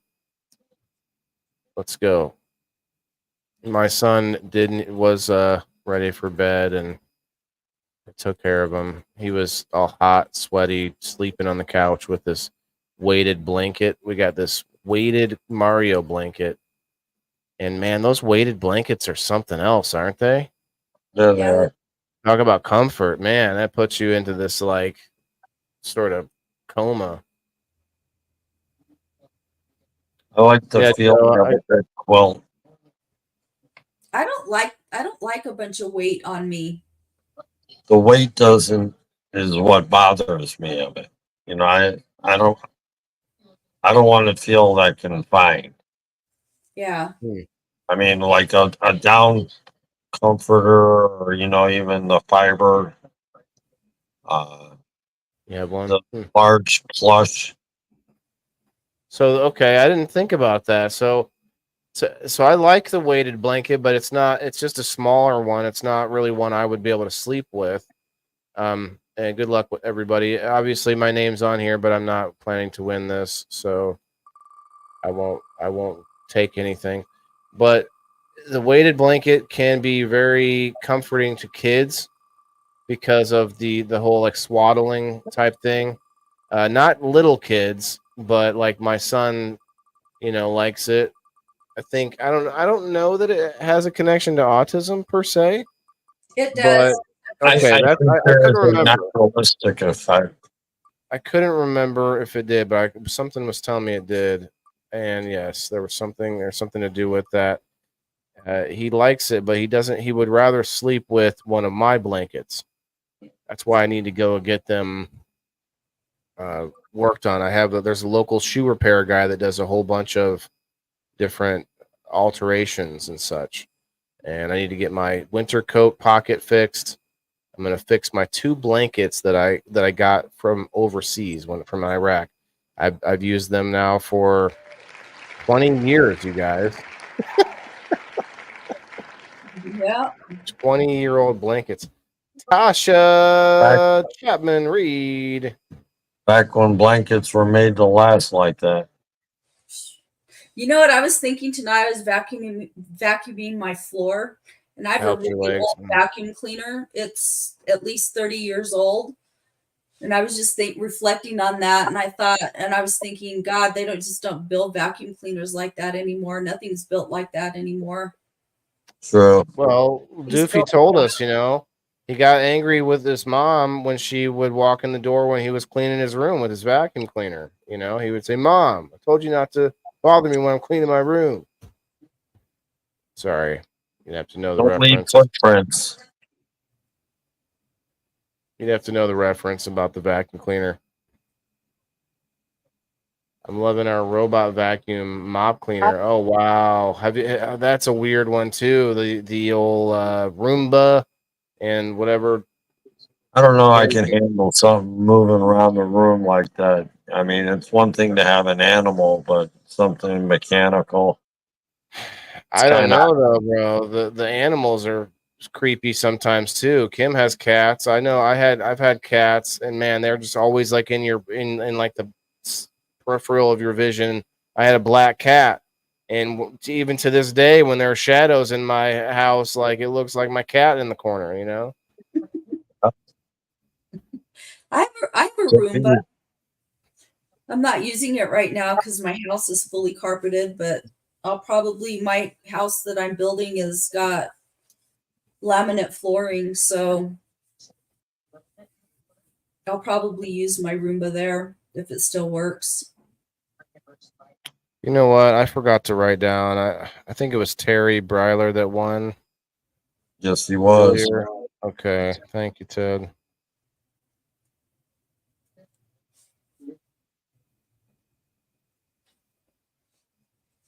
Terry, and then Tasha from the MLM. Maccabees Lab Market. And then we've got one more spin to do, and then we can get out of here. We're past time already anyway. But thank you two for hanging out. I mean, I usually feel like everyone's going to get bored before me, but it seems like we've had a pretty good conversation tonight. Last Thursday was a little bit intense, but seems like things have gotten smoothed over since then. Maybe we'll do like a return episode or something. It'll be interesting. I also want to start to warn you guys, and this is one of the reasons why I brought this topic up for discussion. As we get closer to November, I didn't mean to do that, but it's okay. I'm gonna probably have a couple of political episodes. You guys can all decide not to come. That's fine. It is what it is. But if anything, right now, it's one of the most important things to attempt open dialogue on. I'm not saying that you have to care about politics, but it cares about you. And also, that's a good test for each one of us about getting out of our comfort zones, and also a test for yourself on, what can you tolerate? What kind of opinions can you listen to? You say no, Kristen, but listen, you don't have to come, voting anything political. That's okay. Creative. That's all right. But I think a lot of people are not. There are very, very big groups of people over on X that talk about it. They do different spaces, and I'm talking people from all different sides come up and talk, and it gets pretty, it can get intense sometimes, and sometimes it's just like really good conversation about whatever they're talking about. And I for one am into that, and this is my show, and I think it's kind of one of the reasons I started the damn show, because everybody avoids certain topics like politics, religion, hell, there's a whole bunch more now, like medical topics. People avoid so many things now, and there's no reason to avoid that. Like today, I got a whole bunch of hate, people laughing at my post about using the word retard as an insult to each other. And I didn't say anything about what people should or shouldn't do. And by the way, we got Dana, one of the newest subscribers, or Diane. I'm sorry. Is Diane spelled two different ways? Because I think I have two different Dianes, and they're spelled two different ways, and I really am always wondering if I'm saying either one of them correctly. Diana. Diana. With an A. Yeah, you're right. But she is number 25. Either way. Congratulations, Diana. I think I was saying that one time, but then I think for some reason I heard somebody calling her Diane. And then I was like, is it Dana? Listen, I'm not I'm not a linguist. If only we had a teacher around, it could tell me the Proper enunciation. yeah, the pronunciation. Teacher. What are you trying to say? Would What do you is that Diana McDermott? What's up, G-Lo, over on X? Cheers, brother. I think it is Diana. I think she's got an A on the end. Yeah, but I thought Diana had like two N's. Well, Not necessarily. however you want to spell it. I've seen it. Well, I'm thinking of Anna. That's why that's what's confusing me. Like, is there different spellings of it? Okay, everyone's agreeing that's Yeah, you and can spell it. I've seen it spelled DY. Would not have two N's. Okay. Yeah. Okay. I've seen that too. So, you know, it's just like my Well, name, like Kimberly. Most people spell it LY. My mom was different and spelled it LEE. oh wow. And the most common spelling is LY. I have yet to meet anybody that spells their name like I do. I've Googled it even. Is this Diana or is this Dana? That Timothy Diana. type? Either so in Spanish, that would be Diana, because in Spanish the E sounds I see. like an I. But I've seen it people enunciate it Diana, and I've also seen it enunciated Deanna. See, I don't feel as bad, but I still feel bad, Ms. McDermott, you're tonight's winner. I thought of that too, and I was like, is the right thing or not? You can't go wrong with Mr. or Ms. MS.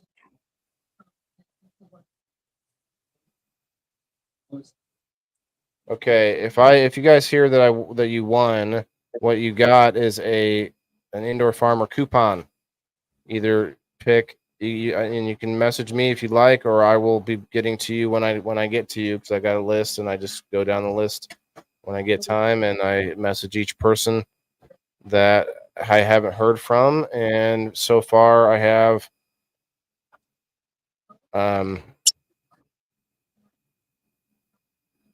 have Diane, the other D, Miss D, who I owe something and I haven't heard back from her. And then I got Kristen, Margaret, both getting swag packs. Michelle Lynn and Kim both getting the swag packs. Let's see. I've got a bunch of people on the next list. So yeah, that's what that is. A coupon. You either get swag pack, a game night ticket. Game night ticket is pretty valuable because that puts you into game night today. You don't have to worry about trying to get through the line on game night.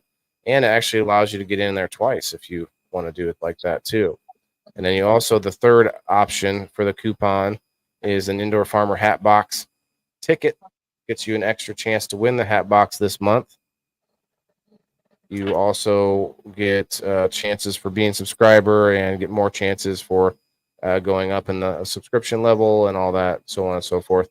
You get more chances for every 6 months that you've been with me. You get another chance. So if you want a hat box, let me know. I gotta transfer all the names from the first wheel spin last month to the next wheel spin, because I'm gonna assume everybody still wants one if they didn't win it. You know what I mean? So don't worry about that. But make sure you hit me up if you want to make sure that you're on it, because accidents happen, right? All right, I'll do one more dab and we will get out of here. 3 winners tonight. 3 spins, not just the one spin. I spun 2 public spins today. And if you ever win as somebody that's not a subscriber, but just on the regular like and share wheel, you get a game night ticket. You do not get the 3 options. You get the game night ticket, which honestly is enough to be valuable already. Because if you're not subscribed, typically you don't get to play in game night, but you can win one, which is a fun way to try it out. And you can also win some item that you could trade for money to get into the all of it. Like you could win your way in. You could win your way in. All right, cheers, everybody. Good night, Trent.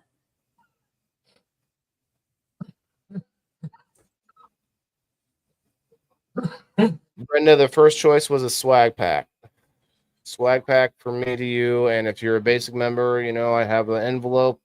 If you are a pro member, I'll try to put something a little bit bigger in there, like some beans or something.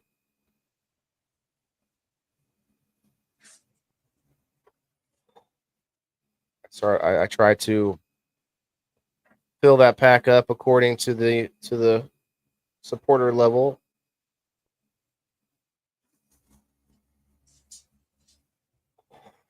I still have some good swag left, but I do need to go out and find some more. I'm hoping I get a bunch on Saturday. Red Six was here earlier, and he's doing a big event Saturday. I'm going to be at, so I'm excited. If I have to take a cab, I'll take a cab. Like, I don't care. It's only 20 minutes away. Like, What are you going all to? right. It's an event at a grow shop in town here, or at the town over. Which grow shop? I just went to a pop up at Grow 5 up here in Bradley. Have a good night, Gilo. This one's at Grow Up in Pekin. Okay. Yep, it's gonna be fun. You want the swag pack? Okay, Brenda. If you I want to agree. use both tickets, you can do that, and I'll just put more in there if you want. That's up to you. Or swag pack and a game night ticket, or whatever, however you want to do it. I have to work on making a new game too, so I got to work on that. Maybe I'll do it live. I might do it live. I want some feedback too from you guys. If I do a live stream on locals, will anybody show up? Because we've got probably good 30 pretty active members of locals that get in on all the giveaways and stuff like that. But I just don't know. Like, maybe if I scheduled it or something. But I'd love to do a private, supporter only stream that you guys, the paying members are the only ones that get to see. We could do a lot more. We could talk about a lot more as far as like I could listen to whatever music I want to. We could watch a movie together if we wanted to. Like, it's a private, paid for with a paywall and everything like that. It's a place where we could literally watch anything and not worry about copyright or anything like that. That could be fun. A watch party, Cheech and Chong, or something old, like, or something new, like anything. Wouldn't that be fun? We could do that once a month or whatever. Make it a supporter only stream. It's only up to 2 hour max, but it is a thought. Maybe I'll make a post in there. If you didn't see it over there on locals, there is a couple of posts I made, a couple of videos. One of some digital art I made, and another one is of like 175 different thumbnails from different shows. So some cool videos. If you go check it out, appreciate that. All right, I'm done promoting. Let's get out of here. You guys have a good night. If you haven't yet, please hit the like button. Do so. Go check out Tedibles. Go check out Kim's page with all her reviews and such. Her struggle to keep the group alive, keeping the group going. Yeah. So go check her out. Every time I Yep. turn around. Have a good night, everybody. Remember, it's all fun and games, but we need each other to survive, right? Because every one of us has to eat. We need us to do that. Peace.